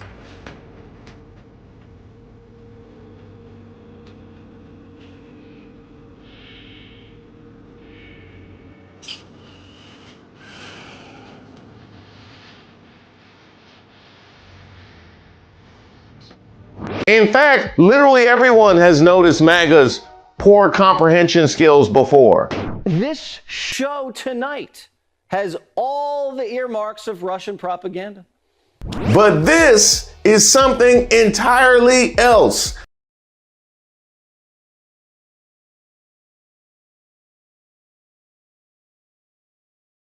MAGA's biggest troll, No, I said troll. Troll, yeah, No, not like online troll. I think she lives under a bridge. MAGA's biggest troll made a big stink about unearthing Tim Walz's long-lost brother, who apparently is a Florida man. And by that, I mean a Trump-loving MAGA nut job. Now here is where I gave MAGA way too much credit. I thought, surely they won't want to open up that can of worms. I mean, anybody with an operable brain would look at this and say, I don't think we want to be talking about families. You know, maybe that isn't fertile ground for us. But then again, I thought the same thing when it came to the military and Tim Walz, considering Trump's, history. But yet, that's right where they decide to go with it. Who is it that's going to protect MAGA from the slowest among them? Donald Trump himself thanked Jeff Walz for a purported endorsement, saying, "Thank you very much, Jeff. It is a great honor to have your endorsement. I look forward to meeting you soon." The post also featured a photo of people in Walz's for Trump t-shirts. And as for that whole Jeff Walz endorsement that Trump was touting. It stems from posts that Jeff published on Facebook saying he opposed his brother's ideology and claimed to have stories that he could tell that would show his brother Tim is not the type of character you want making decisions about your future. It certainly sounded salacious, but Jeff Walz, who donated to Trump's 2016 campaign and said that he's had minimal contact with his brother over the last 8 years, later told News Nation that he regrets the post and doesn't want to be involved in the race. Oh, well, he should be right at home at MAGA.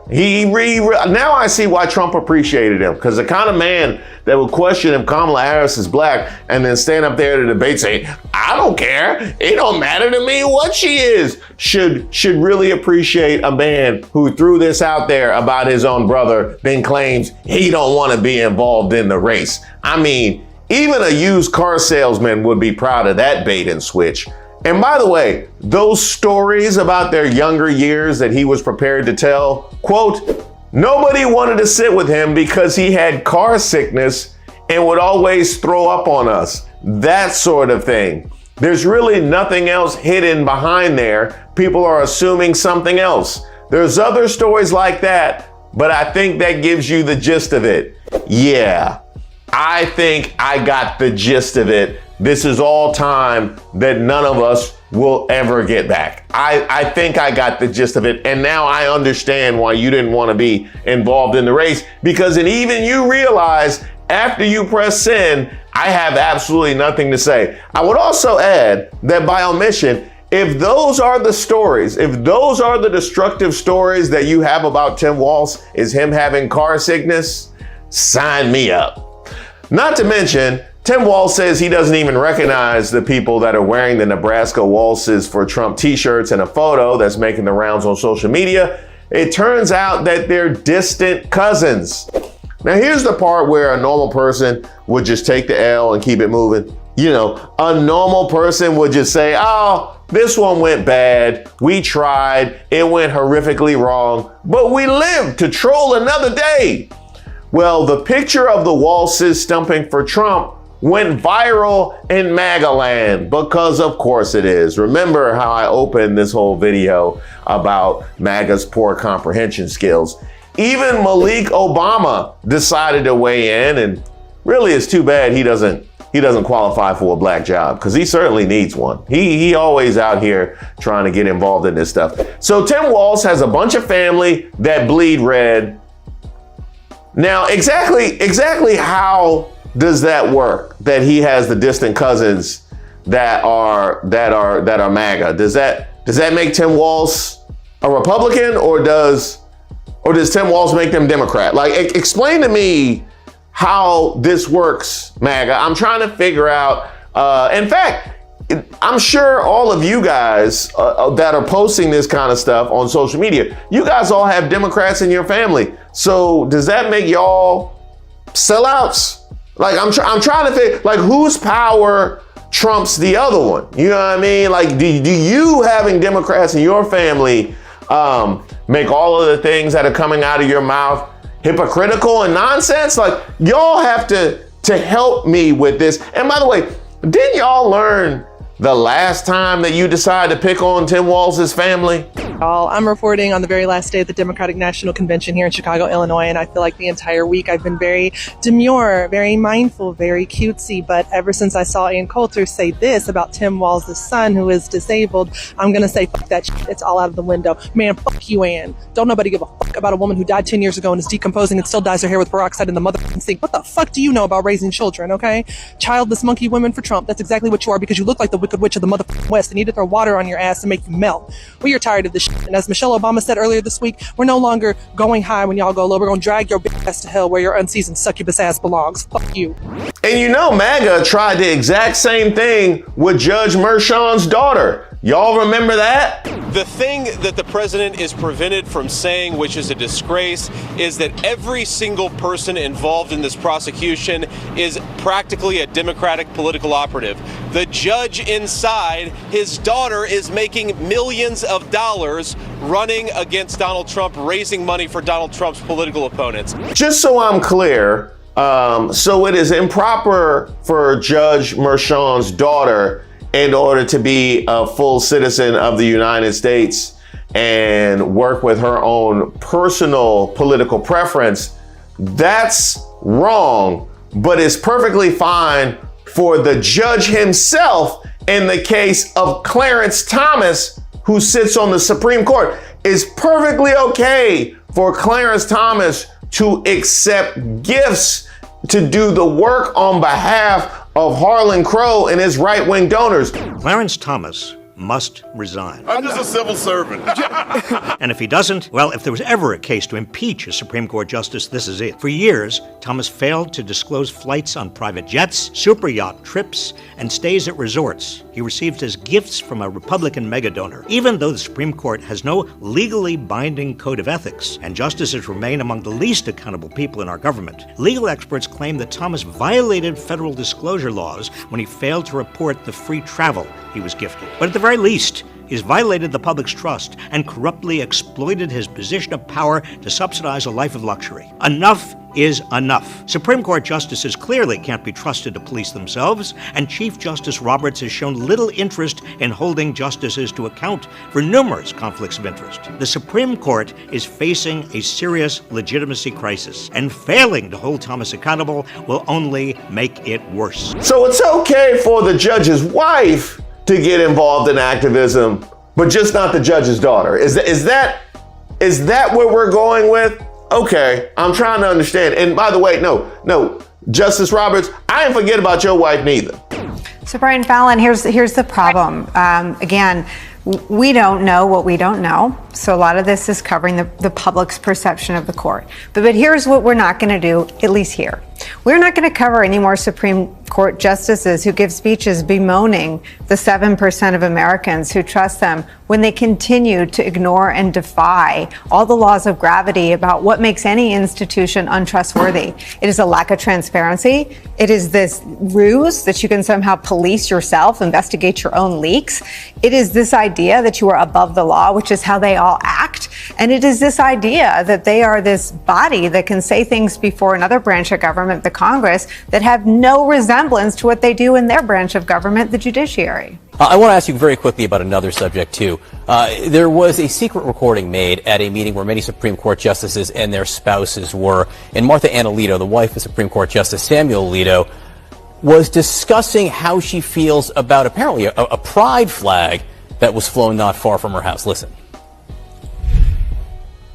I want a Sacred Heart of Jesus flag because I have to look across the lagoon at the pride flag for the next month. Exactly. And he's like, oh, please don't put up a flag. I said, I won't do it because I'm deferring to you. But when you are free of this nonsense, I'm putting it up and I'm going to send them a message every day. And since we're talking about families, y'all want to talk about J.D. Vance? I mean, his family was so problematic, he wrote a book about it. That's the only way that we even know who he is. Are you sure you want to open that can of worms? I believe that book was sponsored by Perk 30s. Now, here's where me as a normal human being would think, well, surely they don't want to go too far down the road of talking about families. I mean, President Trump's own nephew just wrote a book where he accused him of racism and dropping ends. The man's nephew is not just a Democrat. He's not just voting for Kamala. He said he's a whole racist and drops in. I was in the Oval Office 12 times and that was our mission, to advocate for people with complex disabilities. It culminated in May of 2020. In the Oval Office, Donald was there, and he was very gracious. Several other folks were there, including the group that we brought down. We dispersed. I was asked to go back and see Donald. He greeted me with his familiar, "Hey, pal, how's it going?" We sat down for a bit, and he just came out with, these people, all the expenses, they should just die. He's talking about human beings who have complex issues, and the first thing he could say was, they should just die. Fred claims this wasn't isolated, describing a phone call to alert his uncle the medical fund set up by the family for his son William was running low, a fund he says the former president consistently replenished. A couple of years ago, I called him. I said, Donald, the fund's running out. And without hesitation, he said, your son doesn't recognize you. Let him die and move to Florida. Were you surprised? That's a great question. My response was, no, Donald, he does recognize me, and said, well, thanks, and hung up. Was I surprised? I don't think you could hear something like that and not be surprised. But that is what he has become. It's sad. There's a chapter that you write about called the race card. What's that about? I was about 10 years old, and I was at my grandparents' house, like I was a lot. And Donald, I could hear him screaming. And I went down to the driveway of my grandparents' house, and there was his white Eldorado convertible with 2 slashes, still remember it. And he had electrical tape, because the roof was black. And he used the N-word twice, just saying who he thought probably had done this. You were 10 years old when these comments were allegedly uttered. Right. You sure you remember him that way? Oh, absolutely. He says he doesn't use the word. Okay, he did twice that day. And that only comes of the wings of President Trump's niece, Mary Trump, not dragging him every other week.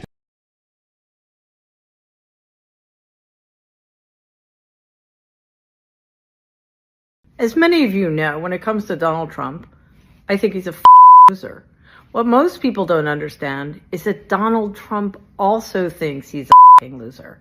Not consciously, of course. This is something that he believes deep down. He knows on an unconscious level that he is absolutely nothing he claims to be. But he can't face that terrifying truth. Being a loser was literally the worst thing you could be in my family.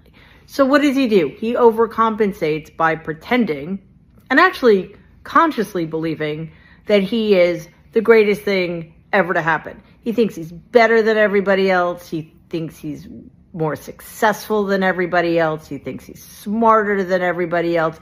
None of that is true, of course. We know this because, on the one hand, he believes that he deserves to win, no matter what it is, whether it's a golf tournament or, I don't know, the presidency. And yet, he also thinks that he should be allowed to do absolutely anything he wants to be able to win. Winning isn't really the issue. It's just getting the W, right? Even if it's illegitimate. He can lie, he can cheat, he can steal. In 2016, he was more than happy to accept illegal Russian help to get him into the White House. In 2020, when he did lose, he couldn't face it, so he lied about it and perpetuated the big lie, which now almost all Republicans believe. Almost all Republicans believe that Donald won in 2020 when, obviously, Joe Biden beat him soundly. And now, in advance of the 2024 election, Donald is already trying to pre-rig the results. How? By telling anybody who will listen that if he loses, it's because the Democrats cheated. We just found out that Russian operatives are spending millions of dollars on right-wing influencers to help them help Donald Trump steal this election. All of this is happening for one reason and one reason alone. Donald Trump knows he cannot win on his own because he knows as well as we do that he is a loser. So help me with the math, MAGA. I'm just trying to understand this. So your presidential nominee himself having family that will drag him for filth is not significant. Justice Thomas and Justice Roberts' activism and impropriety is not significant. The activism work of their wives is not significant. But you want to holler at me about Jeff Walz? Who raised y'all? If we want to talk about vice presidents, I got one for you. Come as no surprise that I will not be endorsing Donald Trump this year. Look, I'm incredibly proud of the record of our administration. It was a conservative record that made America more prosperous, more secure, and saw conservatives appointed to our course in a more peaceful world. But that being said, during my presidential campaign, I made it clear that there were profound differences between me and President Trump on a range of issues, and not just our difference on my constitutional duties that I exercised on January the 6th. I mean, as I have watched his candidacy unfold, I've seen him walking away from our commitment to confronting the national debt. I've seen him starting to shy away from a commitment to the sanctity of human life. And this last week, his reversal on getting tough on China and supporting our administration's effort to force a sale of ByteDance TikTok. Why do you think he did that? Why do you think he had that reversal on that before we go, sir? Well, I can't speculate on it, but what I can tell you is that in each of these cases, Donald Trump is pursuing and articulating an agenda that is at odds with the conservative agenda that we governed on during our 4 years. And that's why I cannot, in good conscience, endorse Donald Trump in this campaign. Well, you know, family doesn't always know all the ins and outs of things that happen in your professional life. Your vice president would. How about the fact that Mike Pence won't endorse your ticket? Come as no surprise that I will not be endorsing Donald Trump this year. So you want to brush past that Mike Pence isn't on board, but want to holler at me about what Jeff Walz thinks? Oh, well, you know, Mike Pence is just one man. How about the 40 top cabinet members that will not endorse President Trump this cycle? That's not significant, but you want to holler at me about the Waltzes for Trump picture? How about the Republicans for Harris list? There's a whole movement called Republicans for Harris. We don't have to bother with family. We have actual members of Congress and people in key political positions, registered Republicans that are with her. And you want to holler at me about a Waltzes for Trump photo. Is that what's happening? Oh, you know what? Snap, I forgot. Y'all were talking about Tim Walz, and here I am dragging your actual presidential nominee for filth, and Tim Walz isn't even running against President Trump. Let's see what Kamala's family's talking about. I so wish that Mommy could be here tonight. I can just see her smiling, saying how proud she is of Kamala.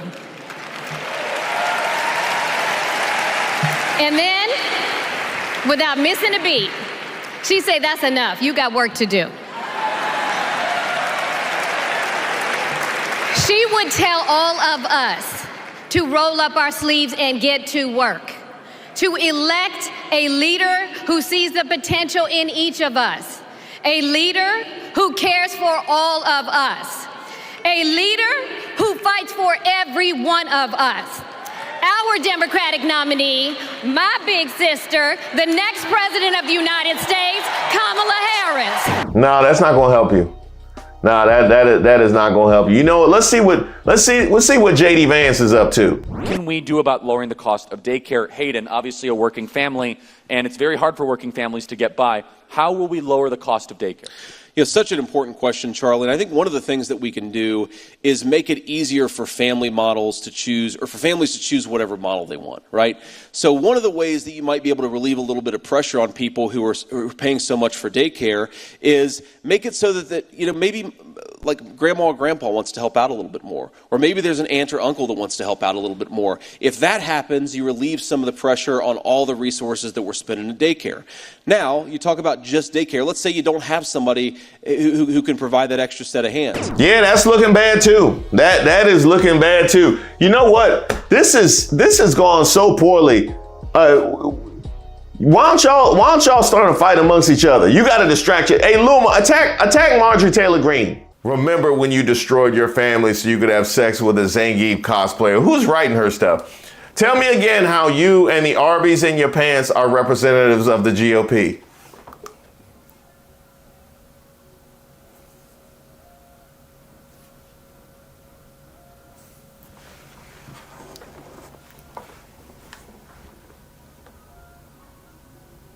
What am I supposed to do with that, huh?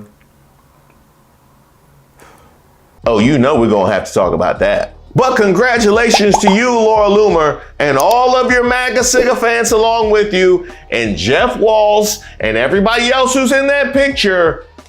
Who raised y'all?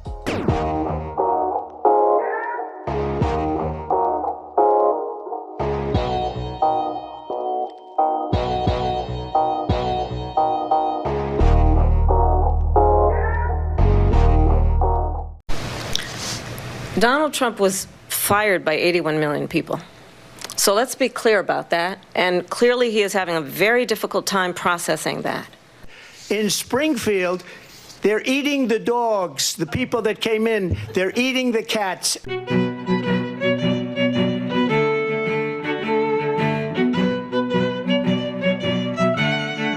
Welcome to Street Politics. My name is Reese Waters. Don't forget to like the video and subscribe to the page. Well, y'all saw it. Get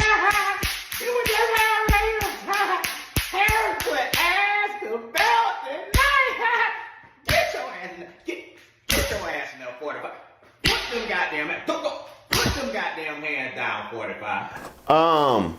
Trump, why don't we start with the positive? Kamala Harris. Let's have a good debate. See, have fun. Thank you. That was it. That was your highlight. That was your mixtape from the first debate.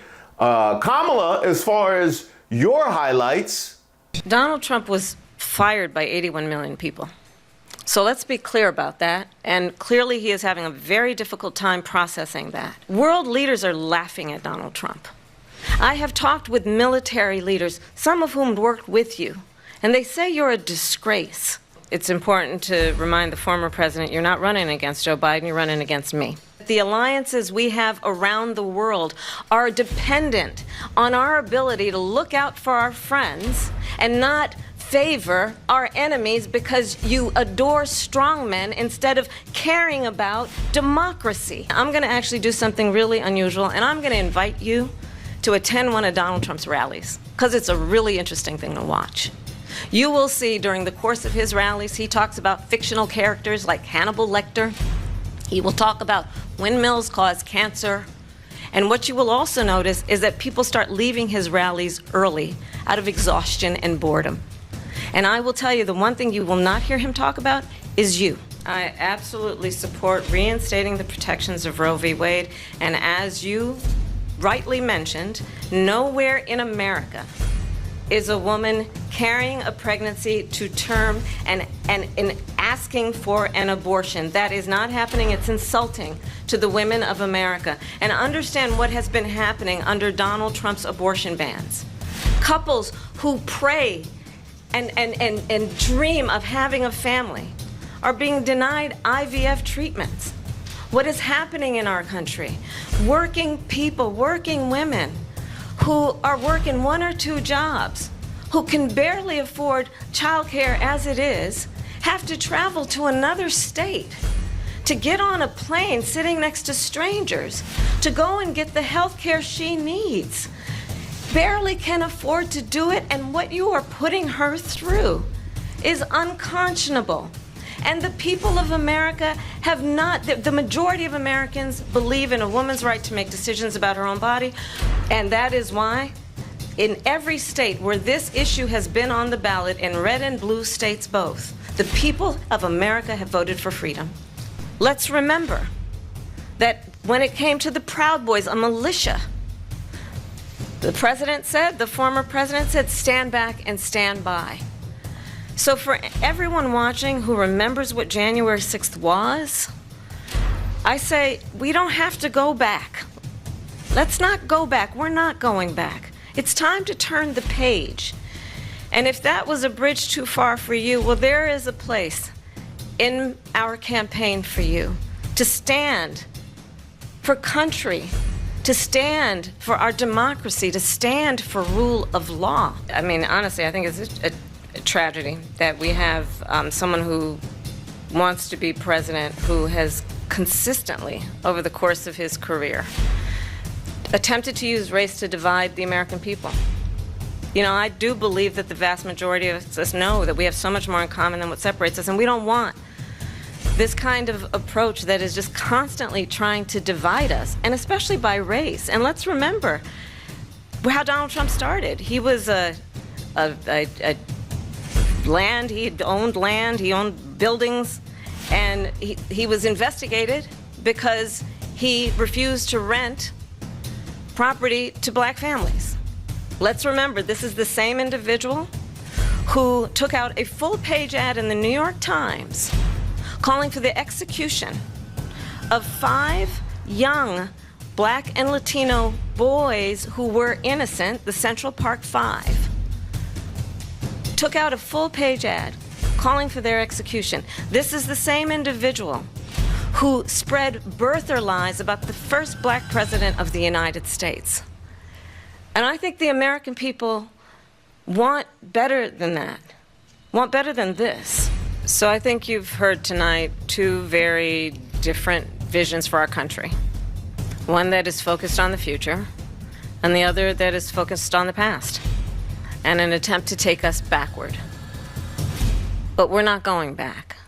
No, Trump, don't leave. Your highlights was just the one video, but it gets worse. Yeah, it was a lot of lowlights, lot of lowlights.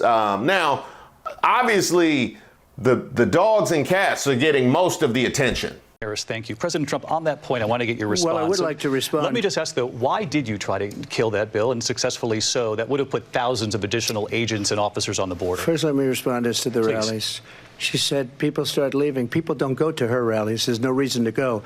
And the people that do go, she's bussing them in and paying them to be there, and then showing them in a different light. So she can't talk about that. People don't leave my rallies. We have the biggest rallies, the most incredible rallies in the history of politics.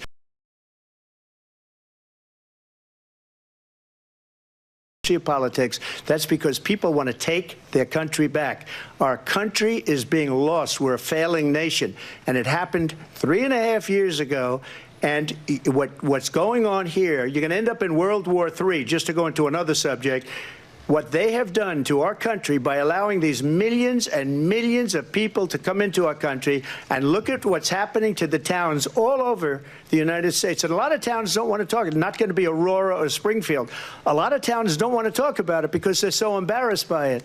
In Springfield, they're eating the dogs, the people that came in. They're eating the cats. They're eating the pets of the people that live there. And this is what's happening in our country, and it's a shame. As far as rallies are concerned, as far as the reason they go is they like what I say. They want to bring our country back. They want to make America great again. It's a very simple phrase, make America great again.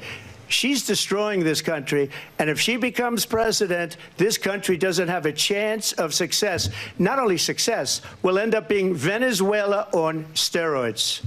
I just want to clarify here. You bring up Springfield, Ohio, and ABC News did reach out to the city manager there. He told us there have been no credible reports of specific claims of pets being harmed, injured, or abused by individuals within the immigrant community. Well, I've seen people on television. Let me just say here, this is the people on television say my dog was taken and used for food. So maybe he said that, and maybe that's a good thing to say for a city manager. I'm not taking this from television. But the people on television saying their dog was eaten by the people that went there. Again, the Springfield city manager says there's no evidence of that. Vice We'll President find Harris, out. I'll let you respond to the rest of what you've heard. You talk about extreme. This man literally just watches TV and cartoons, eating cereal, and whatever it is he see is fodder for a real life debate. And the crazy thing is, that's been apparent to most of us for quite some time. Somehow, still not apparent to damn near 50% of our voting populace. There's a reason why Cooked was trending last night. We are in fact cooked. The fact that this man made it this far. Dogs ain't been this scared since Kristi Noem was on her book tour. Huh? Oh, we got another fact check. There is no state in this country where it is legal to kill a baby after it's born. Madam Vice President, I want to get your response to. You repeated that lie so many times that they had to fact check you during an exhale. Like, oh yeah, by the way, that is nonsense. That is the degree of lying that was done last night. Obviously, Run, Spot, Run also got a lot of attention. She doesn't have a plan. She copied Biden's plan, and it's like 4 sentences, like run, spot, run. 4 sentences. As a comedian myself, I just lament a butcher joke. Something that really could have been funny, but did you just say it was like 4 sentences and then give us 3 words? And it's like 4 sentences, like run, spot, run. 4 sentences. Yeah, you did. Yeah, you definitely did. He's giving a lot of evidence to the accusations that he speaks at a 3rd grade level. Now, Run, Spot, Run and the Springfield Dogs is getting all the attention, but I, of course, like to get into the nitty-gritty and dig deep. Did you, in fact, say that Kamala Harris is trying to give transgender operations to illegal aliens in prison? Now she wants to do transgender operations on illegal aliens that are in prison. That's what I thought you said. That's what I thought you said.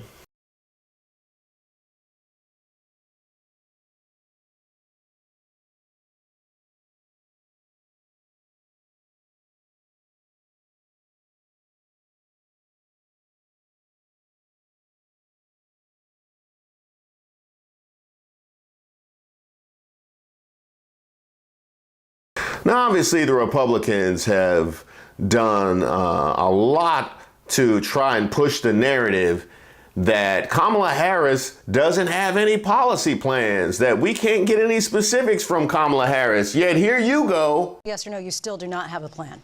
I have concepts of a plan. I'm not president right now. But if we come up with something, I would only change it if we come up with something that's better and less expensive.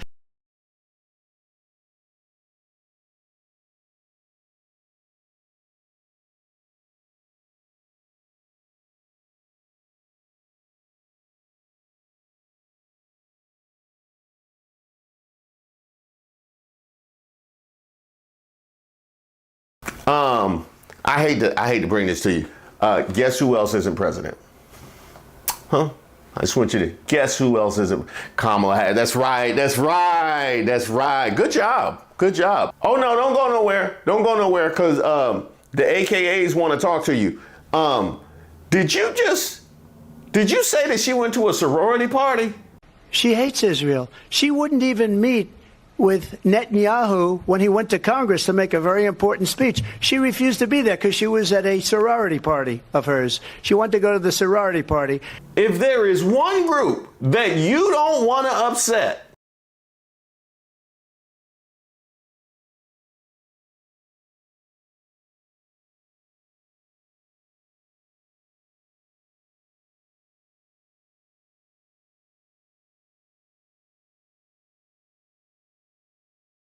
even I know that. I let them buy in traffic. I don't say nothing when they have more than 12 items at the grocery store. Now, really, this whole thing could be summed up at Kamala finally addressing Trump's accusations that she happened to turn black, something that I've spoken at length about here previously. And let's remember how Donald Trump started. He was land, he owned buildings, and he was investigated because he refused to rent property to black families. Let's remember, this is the same individual who took out a full-page ad in the New York Times calling for the execution of 5 young black and Latino boys who were innocent, the Central Park 5. Took out a full-page ad calling for their execution. This is the same individual who spread birther lies about the first black president of the United States. And I think the American people want better than that, want better than this.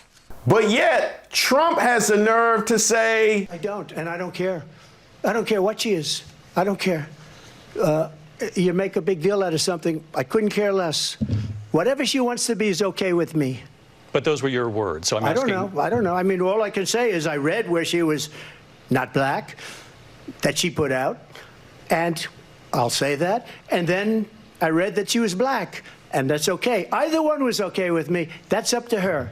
Now, what we have here is the purest of Karen moments. You see him in real time throwing his rock and hiding his hand. If it didn't matter, why did you put it out into the ether then? Why is this something that you dropped on all of your MAGAs for them to be able to push and make memes and have random nonsense trending? You went and dropped that bomb, and now that you have to answer for it, want to hide your hand. Trump is as pure of a Karen as we have in this country. And there's a reason you got fired by 81 million people. Donald Trump was fired by 81 million people. So let's be clear about that. And clearly he is having a very difficult time processing that. Now, as for your lowlights, Kamala, we have this little clip. And this former president... I'm going to have to fact check you there. You did not say what you actually mean. And this bitch, former president... Yeah, I guess. Oh, no, Trump, don't go nowhere. It actually gets worse because after the beating, Kamala, you know, the woman who you say is hiding from the media, she went and campaigned. But we have a lot of work to do, okay? And tonight, I think, highlighted for the American people what's at stake. I started the debate by talking about it, and it became apparent, I think, throughout that about an hour and a half, that...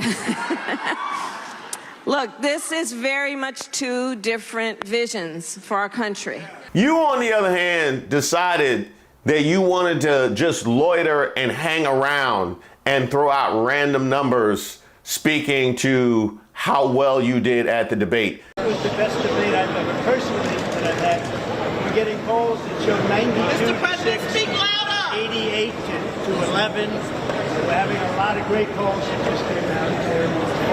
Phone calls and lots of other polls, but you see the polls. A very important debate. Now, she wants to do another one because she got beaten tonight, but I don't know. Why wouldn't you look at her? If I didn't watch anything at all and just saw how they reacted after the debate, it's clear who came out on top. There is no reason for you to be hanging around there trying to convince people of something that was already the case. We all know what happened.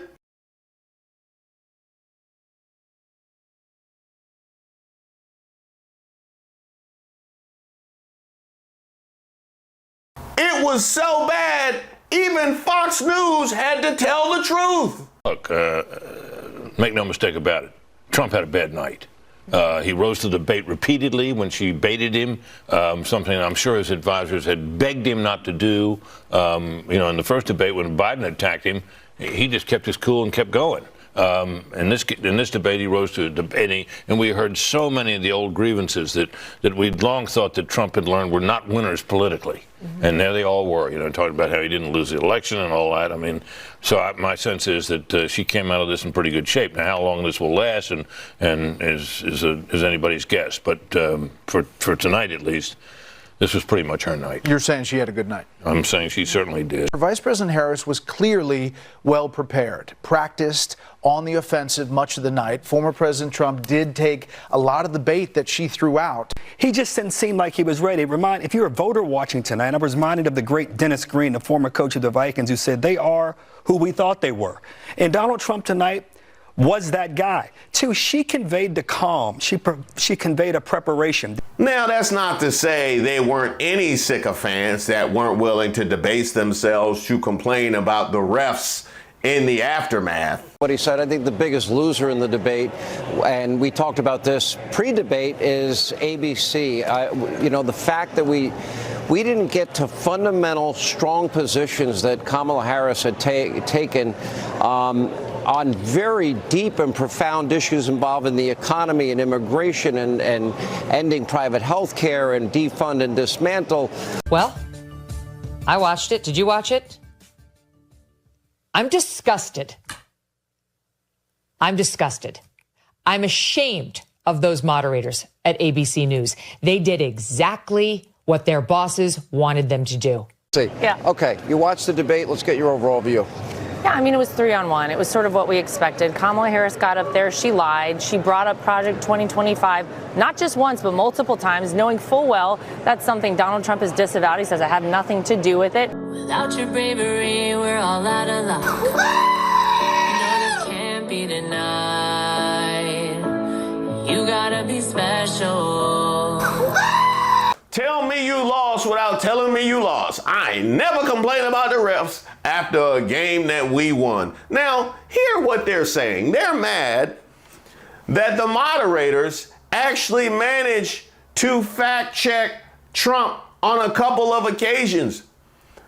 Well, maybe if your candidate wasn't machine gun fire of untrue, you wouldn't be running that risk. Maybe if he didn't throw out that level of lies, it wouldn't have been so obvious and necessary for him to be fact-checked. What they are basically saying, we reserve the right to lie in perpetuity and without any recourse. That is what we reserve. Let's get a fact check now of the debate. CNN senior reporter Daniel Dale was listening closely to both candidates. Daniel, what stood out to you? Jake, what stood out was that this was a staggeringly dishonest debate performance from former President Trump. Just lie after lie on subject after subject. By my preliminary count, Jake, Trump made at least 33 false claims, 33. By contrast, by, again, a preliminary count, Vice President Harris made at least one false claim, though she added at least a few misleading claims and a few more that lack key context. I think a lot of Americans say, well, all politicians lie. No major presidential candidate before Donald Trump has ever lied with this kind of frequency. A remarkably large chunk of what he said tonight was just not true. And this wasn't like little exaggeration, political spin. A lot of his false claims were untethered to reality. On abortion, saying every Democrat wanted Roe v. Wade overturned, though actually more than 80% of Democrats supported Roe. On crime, saying it's through the roof, though it's actually sharply down since early 2023. It's now lower than it was since Trump left office. On healthcare, saying he's the one who saved Obamacare, the law he actually repeatedly tried to overturn. On Kamala Harris herself, saying that a Howard University grad, Black Law Students Association president, had claimed that she wasn't black at one point. Frankly, I don't have enough time here to run through each specific Trump false claim. I urge people to go to our CNN website or our app to read our team's detailed fact checks on this and a whole bunch more. Not to mention the fact, if you look at the talking time, Trump had significantly more time to talk than Kamala Harris did. In fact, one of the things that upset me was how they always seemed to throw up his mic whenever he looked like he had something he wanted to say. They would shut Kamala's down, but they gave Trump all the time that he wanted to talk. Is that what you're complaining about? You can't just leave him out there to talk and reveal his true feelings. It's clear he's horrible. That's who y'all decided to support and stand behind. On your man, stand behind your man. Stand behind your man. Don't y'all love country music? If y'all want to be mad at anybody, it needs to be whoever prepared him for this debate. Laura Loomer.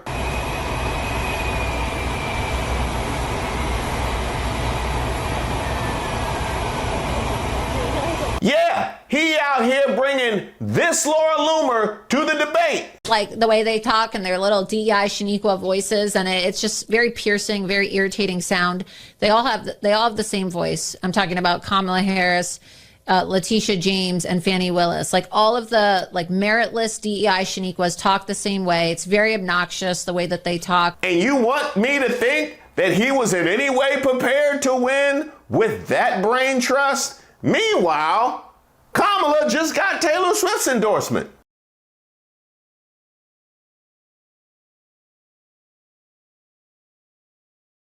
Taylor Swift, Laura Loomer. There are levels to this. And by the way, if you heard that I squealed when that news came about the endorsement, that is not true. I don't care what my live reaction said. How he reacted when she endorsed Kamala Harris. Oh! Thank you guys so much for watching the video, and especially those of you that have liked and subscribed to the page. Did y'all know I had a website? I know, it's so kind of old-fashioned these days. Yes, I have a website, reesewaters.com. There you'll find my most recent work, but also my past work if you want to know a little bit more about me. You'll also find a portal where you could sign up for my newsletter. You could also sign up by sending me an email at reese@reesewaters.com. You could also send me any suggestions for ideas, something I need to take a look at, or you just want to say hello. And by the way, if you go to the website now, you'll find a little something special. That's right, we got merch. There's mugs there, there's t-shirts there, there's hats there, repping street politics, troubled waters, and of course, Racist of the Week. Where would we be without Racist of the Week? I don't know that I would have any content.